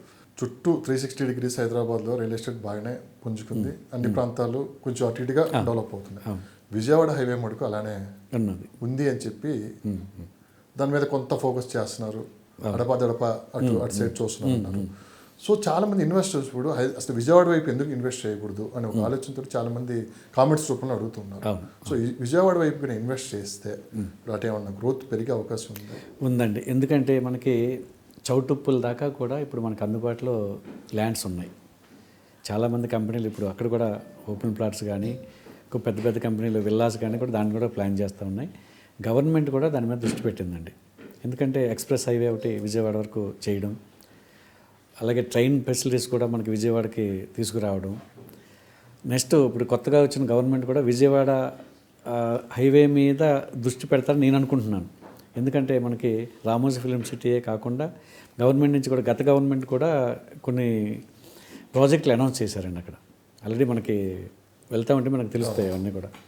ఇండస్ట్రీస్ కానీ ఐటీ హబ్స్ కానీ ఇవన్నీ కూడా ఆ విజయవాడ హైవేలో కూడా రావడానికి అవకాశం ఉన్నాయి. అంచేత ఇప్పుడు ఎక్కడైతే మనకి స్తబ్దుగా ఉంది, డల్గా ఉంది అన్న చోటకి వెళ్ళి మనం ఇన్వెస్ట్ చేయగలిగితేనే మనకి అది ఎప్రిషియేషన్ రావడానికి అవకాశం ఉంటుందండి. అంచేత ఎవరైనా ఇన్వెస్ట్ చేయాలి అనుకున్నప్పుడు అందుబాటులో ధరలో ఏదైతే ఉందో నేను చెప్పినట్టుగా అన్ని అప్రూవల్స్ తోటి ఉండి లీగల్గా కరెక్ట్గా ఉండి రేరా రిజిస్ట్రేషన్తో ఉన్న ఎక్కడ ఏ ప్రాజెక్టులన్నా ల్యాండ్ మీద ఓపెన్ ల్యాండ్ మీద ఇన్వెస్ట్ చేయొచ్చండి. అది విజయవాడ హైవే కూడా దానికి కూడా వర్తిస్తుంది. అది సార్ ఎన్ఆర్ఐల చూపు హైదరాబాద్ వైపు మనం చూస్తూనే ఉన్నాం. ఇంతకుముందు బెంగళూరు, చెన్నై, పూణే, హైదరాబాద్, ఢిల్లీ ఇటు సైడ్ ఎక్కువ ఇన్వెస్ట్ చేసేవాళ్ళు. నాన్ లోకల్స్ అంతా ఇప్పుడు హైదరాబాద్ ఎక్కువ ఫోకస్ చేశారు. సో మరి ఈ ప్రాంతాలతో పోల్చుకుంటే హైదరాబాద్లో రేట్లు ఇప్పటికీ తక్కువగానే ఉన్నాయా? చెన్నై కానీ బెంగళూరు కానీ వాటితో పోల్చుకుంటే మనకు అందుబాటులో దొరుకుతుందండి. కాస్ట్ ఆఫ్ లివింగ్ కానీ రేట్లు కానీ మనకి హైదరాబాద్ అందుబాటులో ఉంది. ఒక అధ్యయనం ప్రకారంగా ఎక్కువ మంది హైదరాబాద్లో ఎన్ఆర్ఐస్ అన్నారు కాబట్టి చెప్తున్నారండి. 75% చర్చ చేస్తున్నారండి. ఎన్ఆర్ఐసే ఇన్వెస్ట్ చేస్తున్నారు 75%. ఒక ప్రాజెక్ట్ ఉంది దాంట్లో అనుకుంటే దాంట్లో ఐటీ ఎంప్లాయీస్ 30-40% అనుకుంటే ఎక్కువ మంది మళ్ళీ ఎన్ఆర్ఐస్ ఉంటున్నారు. ఇంకో పాయింట్ కూడా ఇక్కడ రైజ్ అవుతుంది. 75% మీరు అన్నారు ఎన్ఆర్ఐస్ కావచ్చు, ఐటీ ఎంప్లాయీస్ కావచ్చు. ఇదే 71% పీపుల్, రిచెస్ట్ పీపుల్ రియల్ ఎస్టేట్లో ఇన్వెస్ట్ చేస్తున్నారంట. అవును, నిజమేనది? నిజమండి. అది నేను చెప్పాను కదా, తమ తమ రంగాల్లో ఏదైతే సంపాదించిన డబ్బులు ఏవైతే ఉన్నాయో అవన్నీ కూడా భూముల మీద పెడుతున్నారండి. ఎందుకంటే గ్యారంటీడ్ ఇన్కమ్ రిటర్న్స్, వేరే ఏదీ లేదండి. అందువల్ల అందరి చూపు దీని మీదే ఉంటుంది. అవేర్నెస్ వచ్చింది అందరిలో కూడా. దానివల్ల ల్యాండ్ అనేది లిమిటెడ్, అది ఎప్పుడు పెరుగుతూనే ఉంటుంది, తగ్గే ప్రసక్తే లేదు. అందువల్ల ల్యాండ్ భూమి ఉన్నంతకాలం రియల్ ఎస్టేట్ వ్యాపారం జరుగుతూనే ఉంటుందండి. ఎవరిని గట్టి ఫాలో అయినట్లున్నారు మీరు? మురళీమోహన్ గారినా లేకుంటే శోభన్ బాబు గారు ఫాలో అయ్యారా? ఎందుకంటే నాకు లేదు, మీకు మీరు తెలుసుకున్న లేదండి. ఎందుకంటే నేను చెప్తున్నాను ఏంటంటే అది అనుభవించాను కాబట్టి నేను చెప్తున్నాను అథారిటేటివ్గా.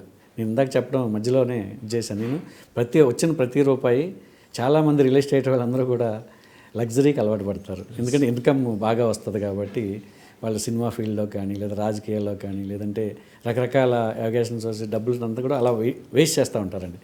మరి నాకు భగవంతుడు ఇచ్చిన వరమో తెలియదు, లేదా నాకు గైడ్ చేసిన వ్యక్తులు ఎవరైతే మెంటర్స్ ఉంటారో వాళ్ళు నా గురువులో ఏమన్నాండి, వాళ్ళు చెప్పింది ఏంటంటే వచ్చిన ప్రతి రూపాయి ల్యాండ్ మీద పెట్టు అన్నారండి. ప్లాట్లు కొనుక్కోను అని చెప్పారు. అది చెప్పడం కూడా 40 ప్లాట్లు కొనుక్కున్నారు. నీ లైఫ్కి ఎక్కడ డోకా ఉండదు, 40 ప్లాట్లు నీ పేరు మీద ఉంటే చాలు అన్నారు. 40 ప్లాట్లు అయ్యాయి, 40 ప్లాట్లు దాటిపోయాయి సార్ ఇప్పుడు. ఎందుకంటే నేను విజయవాడ, వైజాగ్, విజయవాడ, గుంటూరు, రాజమండ్రి, కాకినాడ, తిరుపతి, నెల్లూరు, కడప, ఇంకా హైదరాబాద్ అన్ని చోట్ల నేను ఎక్కడైతే వ్యాపారం చేశానో అన్ని చోట్ల నాకు ప్లాట్లు ఉన్నాయి. అదే ట్రెండ్ ఇప్పుడు కూడా నేను ఫాలో అవుతున్నాను. నేను ఏదైతే వెంచర్లు చేస్తున్నానో 1000 నుంచి 2000 గజాలు నేను అది సేల్ చేయనండి. ఎందుకంటే దాన్ని డెవలప్ చేయాలి, దాన్ని మంచిగా ఉండాలి. ఎందుకంటే కస్టమర్కి నేను ఒకటే హామీ ఇస్తాను. నేను నా దగ్గర ఇన్వెస్ట్ చేసిన కస్టమర్లకి అందరికీ వాళ్ళు నా దగ్గర పెట్టిన వాళ్ళ హార్డ్ ఎర్న్ మనీని తీసుకొచ్చి నా దగ్గర ఇన్వెస్ట్ చేస్తున్నారంటే వాళ్ళకి నమ్మకాన్ని పోగొట్టకూడదు. 5 ఇయర్స్లో ఖచ్చితంగా డబుల్ అయ్యేలాగా నేను నా వెంచర్లను చేయాలని నేను కంకణం కట్టుకున్నాను. అదేవిధంగా 3 ఇయర్స్లో కూడా డబుల్ అయ్యాయి, 5 ఇయర్స్లో త్రిబుల్ అయ్యింది నేను వేసిన వెంచర్లు అన్నీ కూడా. ఒక సాటిస్ఫైడ్ కస్టమర్స్ నా దగ్గర ఉన్నారు. కామన్గా కస్టమరే దేవుడు అంటారు బిజినెస్లో. అవును, అసలు మీ దృష్టిలో కస్టమర్ అంటే ఎవరు సార్? నిజంగా చాలా కంపెనీలు కానీ లేదా ఇంకోటి కానీ కస్టమర్లు దేవుడే కాదంటలేదు. ఎందుకంటే మనం నమ్మి ఇన్వెస్ట్ చేస్తున్నారండి. ఎంత నమ్ముతున్నారంటే ఒక 10 లక్షలు తీసుకొచ్చి మన కంపెనీలో కట్టిన తర్వాత మనం అతనికి ఇచ్చేది ఏంటంటే ఒక పీస్ ఆఫ్ ల్యాండ్ రిజిస్ట్రేషన్ చేయట్లేదు. ఏం చేస్తున్నాం, ఒక రిసీట్ ఇస్తున్నామండి, 10 లక్షల రూపాయల రిసీట్, అంటే దాని వాల్యూ 10 పైసలు. కానీ ట్రస్ట్ అనేది ఏదైతే ఉందో ఆ ట్రస్ట్ మీద అతను పట్టుకెళ్ళిపోయి జాగ్రత్తగా భద్రంగా దాచుకుంటున్నాడండి. మళ్ళీ ఇంకో 10 లక్షలు కడుతున్నారు, దానికి కూడా ఒక రిసీట్ ఇస్తున్నామండి. రిజిస్ట్రేషన్ చేసే వరకు అతను చాలా ఇబ్బంది పడుతూ ఉంటాడు. అమౌంట్ అంతా కట్టేసి నాకు రిజిస్ట్రేషన్ అవ్వకపోతే ఎలాగాని. ఎప్పుడైతే అతను కట్టిన అమౌంట్ పూర్తిగా కట్టగానే ఇమీడియట్గా రిజిస్ట్రేషన్ చేసి అతను డాక్యుమెంట్ అతనికి ఇచ్చామో, అదే అపార్ట్మెంట్స్ ఉన్నాయండి, అనుకున్న టైంకి అనుకున్నట్టుగా అతనికి ఏదైతే మనం పొజిషన్ ఇచ్చామో అంతకంటే సాటిస్ఫైడ్ కస్టమర్ మరొకటి ఉండండి.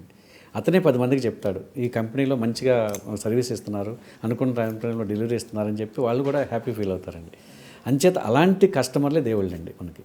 అంత నమ్మి మన దగ్గర పెట్టిన కస్టమర్లు ఎవరైతే ఉన్నారో వాళ్ళని ఖచ్చితంగా దేవుళ్ళగా చూడాలి. కానీ చాలామంది డబ్బు సంపాదించే ధ్యేయం, కస్టమర్ ఎలా పోయినా పర్వాలేదు, మన మార్కెటింగ్ వాళ్ళు పెరిగామా లేదా, లేదా కంపెనీలు పెరిగాయా లేదా, రకరకాల అబద్ధాలతోటి రకరకాల వాగ్దానాలతోటి చేయలేనివి కూడా చేస్తున్నట్టుగా చూపించి రకరకాల మోసాలు చేస్తున్నారు. దానికోసమే ఈ రేరా అనేది వచ్చిందండి. కస్టమర్ ప్రొటెక్షన్ కోసం చాలా పవర్ఫుల్ అండి రేరా అనేది. దాన్ని చాలా బాగా ఇంప్లిమెంట్ చేస్తున్నారు. ఇప్పుడు ఫుల్ ప్లెజ్డ్ దానికి గవర్నింగ్ బాడీ కూడా రావడం జరిగింది. అది దాన్ని దృష్టిలో పెట్టుకుని ఎవరైనా వెంచర్లు చేయాలనేదే నేను అనుకుంటున్నానండి. కస్టమరే దేవుడు అన్నారు మీరు. సో మీ హ్యాపీ కస్టమర్స్ ఎంతమంది ఉన్నారు? నాకు రిపీటెడ్ కస్టమర్లు అవుతున్నారు సార్ నాకు. ఎందుకంటే నేను ఒక వెంచర్ వేసిన తర్వాత నేను అన్ని రోడ్లోనే వేస్తున్నాను కాబట్టి. మొదటి కస్టమరు ఈ రోజుకి మీకు టచ్లో ఉన్నారండి. నేను ఖచ్చితంగా వాళ్ళతో టచ్లోనే ఉంటాను. అప్పుడప్పుడు నేను ఒక గ్రూప్ను క్రియేట్ చేసుకుంటాను, ఏ వెంచర్కి ఆ వెంచరే. నేనే స్వయంగా వాళ్ళకి నేను ప్రతిరోజు గుడ్ మార్నింగ్ మెసేజ్ పెడతాను. వాళ్ళు రీసేల్ చేయాలనుకుంటే నాకే చెప్తారు, ఎంత ట్రెండ్స్ ఎలాగున్నాయని చెప్తుంటారు. నేను ఫొటోస్ పెడతా ఉంటాను. ఆల్మోస్ట్ వాళ్ళు నాకు అందరూ ఆల్మోస్ట్ వాళ్ళు టచ్లో ఉన్నారు. కస్టమరే దేవుడు అంటారు. యాక్చువల్గా మనం ఒక ప్లాట్ సేల్ చేస్తే ఒక 5% కమిషన్ ఎంత వస్తుంది, ఒక 10 years తర్వాత కస్టమర్కి ఎంత లాభం వస్తుంది? నాకు తెలిసి 10 రెట్లు అది లాభాలు తెచ్చి వస్తుంది. ఇప్పుడు మీరు ఒక మాట చెప్పండి, కస్టమరే దేవుడా, మనమే కస్టమర్కి దేవుడా అంటే? ఇది నా పర్సనల్ ప్రశ్న అంటారా?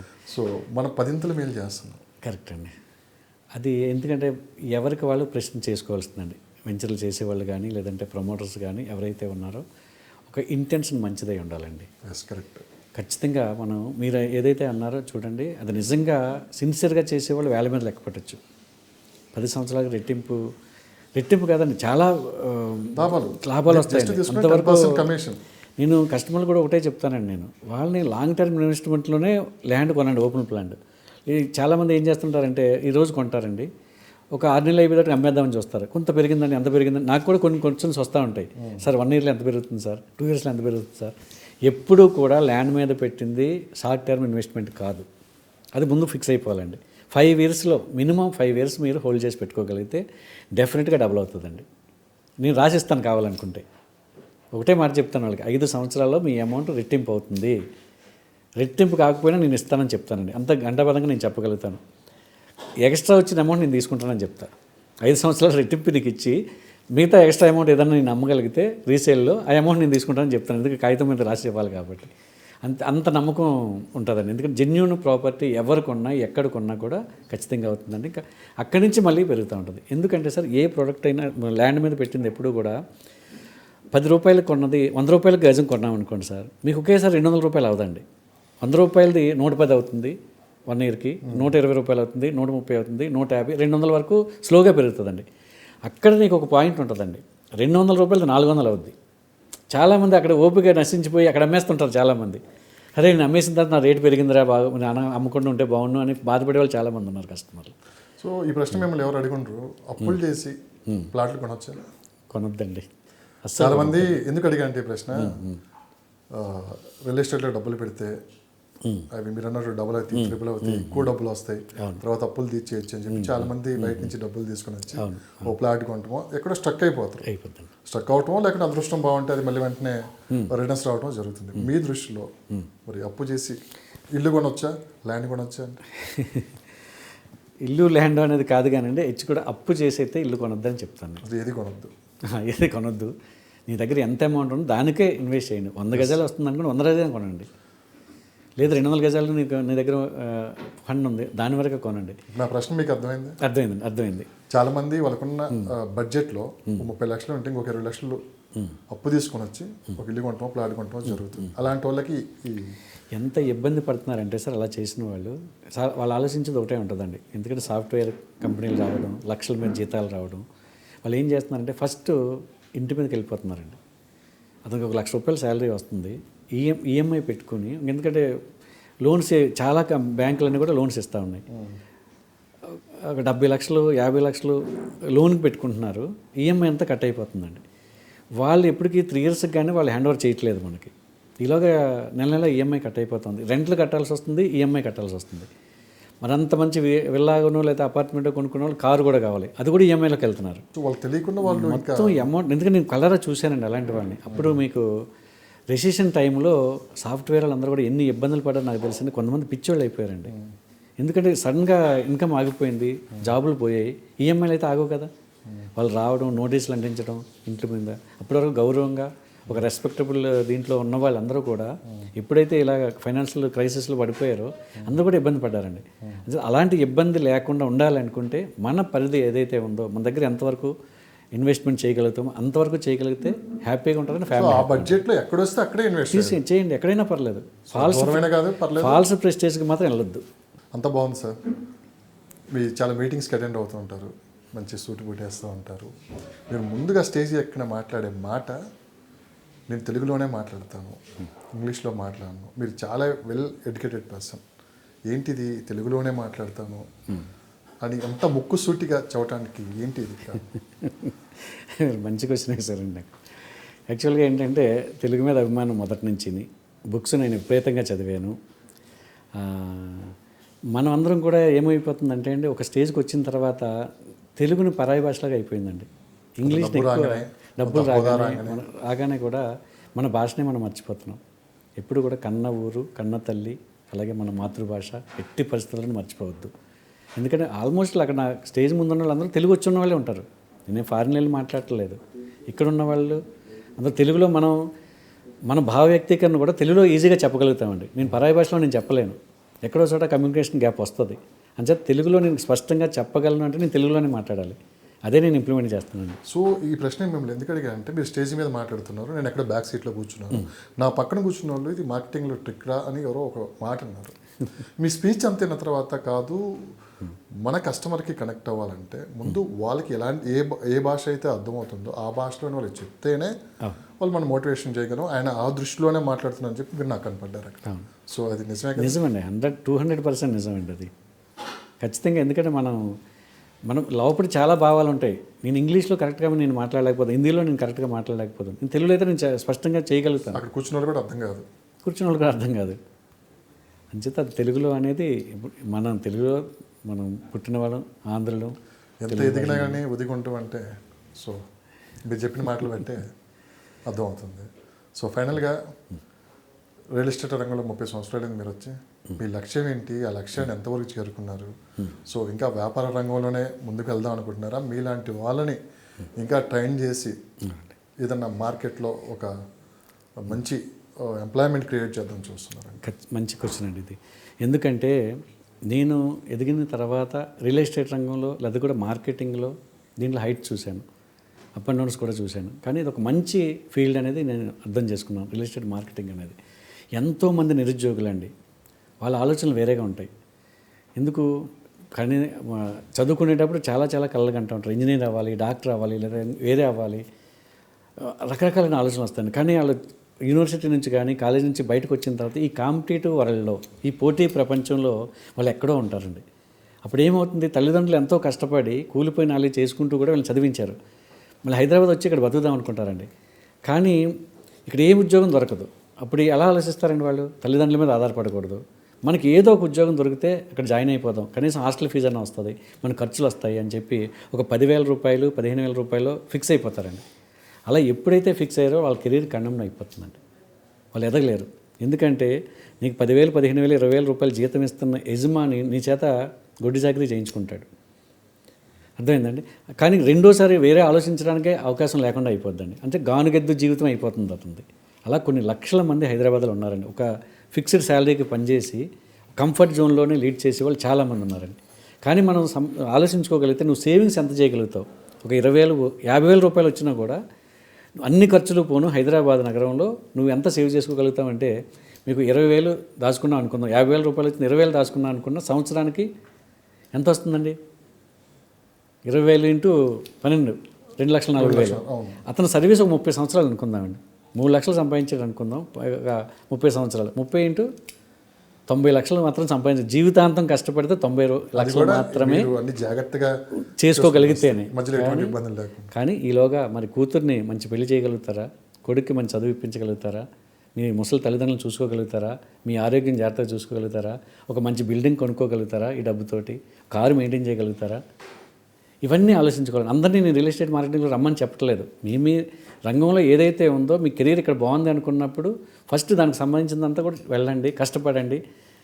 ఎందుకంటే అంటే నేను చెప్పేది ఏంటంటే సార్, ఒకటే నేను చెప్తున్నాను, వర్త్ అనేది ఎవడబ్బ సొత్తు కాదు. ప్రతి వ్యక్తిలోనూ వర్త్ ఉంటుందండి. దాన్ని గమనించాలి మీరు. మీ బాడీ లాంగ్వేజ్ మార్చుకోవాలి. మీరు ఏ కెరీర్లో ఉన్నారో దానికి సంబంధించిన నాలెడ్జ్ నేర్చుకోవాలి. నేను సాధించాలి, సంపాదించాలి అని కసి పట్టుదల ఉండాలండి. అప్పుడే మీరు ఏ రంగంలోనూ సాధించగలుగుతారు. మీ సక్సెస్ సీక్రెట్ అదేనా? అదే సీక్రెట్ అండి నాది కూడా. ఎందుకంటే నేను మొదట్లోనే ఆలోచించాను. ఆయన ఏదైతే చెప్పారో మా గురువుగారు 40 ప్లాట్లు అన్నారు, అది రీచ్ అయిపోయాను. తర్వాత దాన్ని నేను కంటిన్యూ చేస్తున్నాను. కానీ నా ఒకటే ఎయిమ్, నాకు తెలిసిన నాలెడ్జ్ 10 మందికి నేర్పించాలి. ఎవరైతే నిరుద్యోగంగా ఉన్నారో, ఎవరైతే చిరుద్యోగంగా ఉన్నారో, నాకు శాలరీ సరిపోవట్లేదని ఎవరైతే ఆలోచిస్తున్నారో, రిటైర్ అయిపోయి కూడా ఇంట్లో ఖాళీ కూర్చోకుండా నేను ఇంకా చేయగలను అనుకున్న రిటైర్డ్ ఎంప్లాయీస్ ఎవరైతే ఉన్నారో ఎవరైనా నా దగ్గరికి రండి.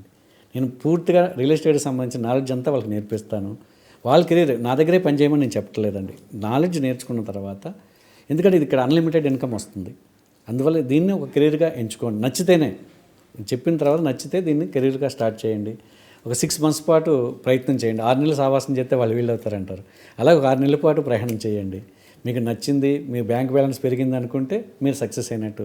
తర్వాత 1 year, 2 years, 3 years ఇంక మీరు దీని టేస్ట్ ఎప్పుడైతే అలవాటు అయిందో రక్తం మరిగిన పుల్లు అయిపోతారు అనుకోరాళ్ళు. ఇంక వాళ్ళు ఇంక వేరే ఆలోచన, ₹1,00,000 శాలరీ ఇస్తానో దీని నుంచి బయటకు వెళ్ళారు. వెబ్సైట్ కానీ ఏమైనా ఉన్నాయా? ఉన్నదండి. ఒకసారి మీ వెబ్సైట్ అది www.rpestate.com అని కొడితే మీకు నా వెబ్సైటు, నా వెంచర్లు అన్నీ కూడా దాంట్లో వస్తాయండి. కొత్తగా ఈ రంగంలో రావాలనుకున్న వాళ్ళకి ఖచ్చితంగా మీరు డెఫినెట్గా వాళ్ళ గైడెన్స్ ఇస్తాను. కార్పొరేట్ స్టైల్లో మారిపోబోతుంది కాబట్టి, సో ఇప్పుడున్న మార్కెట్ ట్రేడ్ వర్గాల ప్రకారం మీరు మెయిన్ లేడీస్ అండి. దీంట్లో ఎందుకంటే ఎక్కువ మంది సక్సెస్ అవుతారంటే లేడీస్ చాలామంది రియల్ ఎస్టేట్లో రావడానికి భయపడుతూ ఉంటారు. ఎందుకంటే అక్కడంతా మోసాలు జరుగుతాయేమో, రౌడీలు ఉంటారేమో, చాలామంది భయపడుతూ ఉంటారండి. ఈరోజు ఎక్కువ మంది రియల్ ఎస్టేట్లో సక్సెస్ అయ్యేందుకు లేడీస్ అండి. వాళ్ళు చెప్పినట్టుగా, ఎక్స్ప్లెయిన్ చేసినట్టుగా, లేదంటే నాలెడ్జ్ తోటి చెప్పేవాళ్ళు మరి జెంట్స్ కూడా చేయలేరు. అలాగా అంటే లేడీస్ కూడా దీంట్లో ఇన్వాల్వ్ అవ్వచ్చు, రిటైర్డ్ పర్సన్స్ అవ్వచ్చు. చదువుతో సంబంధం లేదు దీనికి. వేలిముద్రగాడు కూడా దీంట్లో చేయొచ్చు. పీజీ చేసినా, వేలిముద్ర చేసినా కూడా రావచ్చు. కులంతో సంబంధం లేదు, మతంతో సంబంధం లేదు. అర్థమైందండి. పొడవా, పొట్ట, వనుపా, తెలుపా ఏమీ సంబంధం, ఎవరైనా దీంట్లో రావచ్చండి. పెట్టుబడి లేని వ్యాపారం కాబట్టి. బాగుంది. ఇంటర్వ్యూ స్టార్ట్ అయిన దగ్గర నుంచి ఎండింగ్ వరకు 10 సార్లు మా గురువు గురువు గురువు అని. ఎందుకే ఆ గురువు గారి పేరు అంటే మాకు ఒకసారి చెప్పి ఫినిష్ చేద్దాం.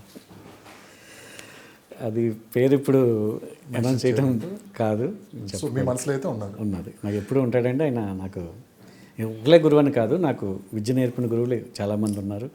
ఎందుకంటే జీవితంలో మన గైడెన్స్ అండి. డబ్బులు సంపాదించిన ఒక ఎత్తు అయితే దాన్ని ఎలా ఖర్చు పెట్టాలి, ఎలా సేవ్ చేసుకోవాలని చెప్పిన వాళ్ళు మనకి కెరీర్లో ఉండాలండి.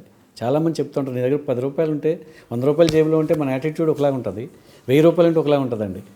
అదే ₹1,00,000 మన దగ్గరికి వస్తే మనం యాటిట్యూడ్ చాలా మారిపోద్దండి. మన చుట్టూరు చేరిపోతారు జనాలంతా కూడా. నువ్వు ఇంద్రుడు అంటారు, చంద్రుడు అంటారు, నువ్వు హీరో అంటారు. ₹1,00,000 ఖర్చు పెట్టే వరకు ఇది ఉంటుంది. అక్కడ కంట్రోల్ చేసి నువ్వు అది కాదు, నీ కెరీర్ ఇది, నువ్వు ఇలా సేవ్ చేసుకోవాలి అని మనీ మేనేజ్మెంట్ నేర్పిన వాళ్ళు మనకి నిజమైన గురువులు. ఆయన ఎప్పుడు నా మనసులోనే ఉంటారు. అది నేను చెప్పలేను నేను ఇప్పుడు ఆ పేరు. Thank you sir, thank you, valuable time. మరొక ఎపిసోడ్తో మళ్ళీ కలుద్దాం. ధన్యవాదాలు. Thank you sir, thank you very much అండి. ఇంత మంచి అవకాశం నాకు ఇచ్చినందుకు కూడా నా తరఫు నుంచి కూడా మీకు ధన్యవాదాలు తెలియజేస్తున్నాను.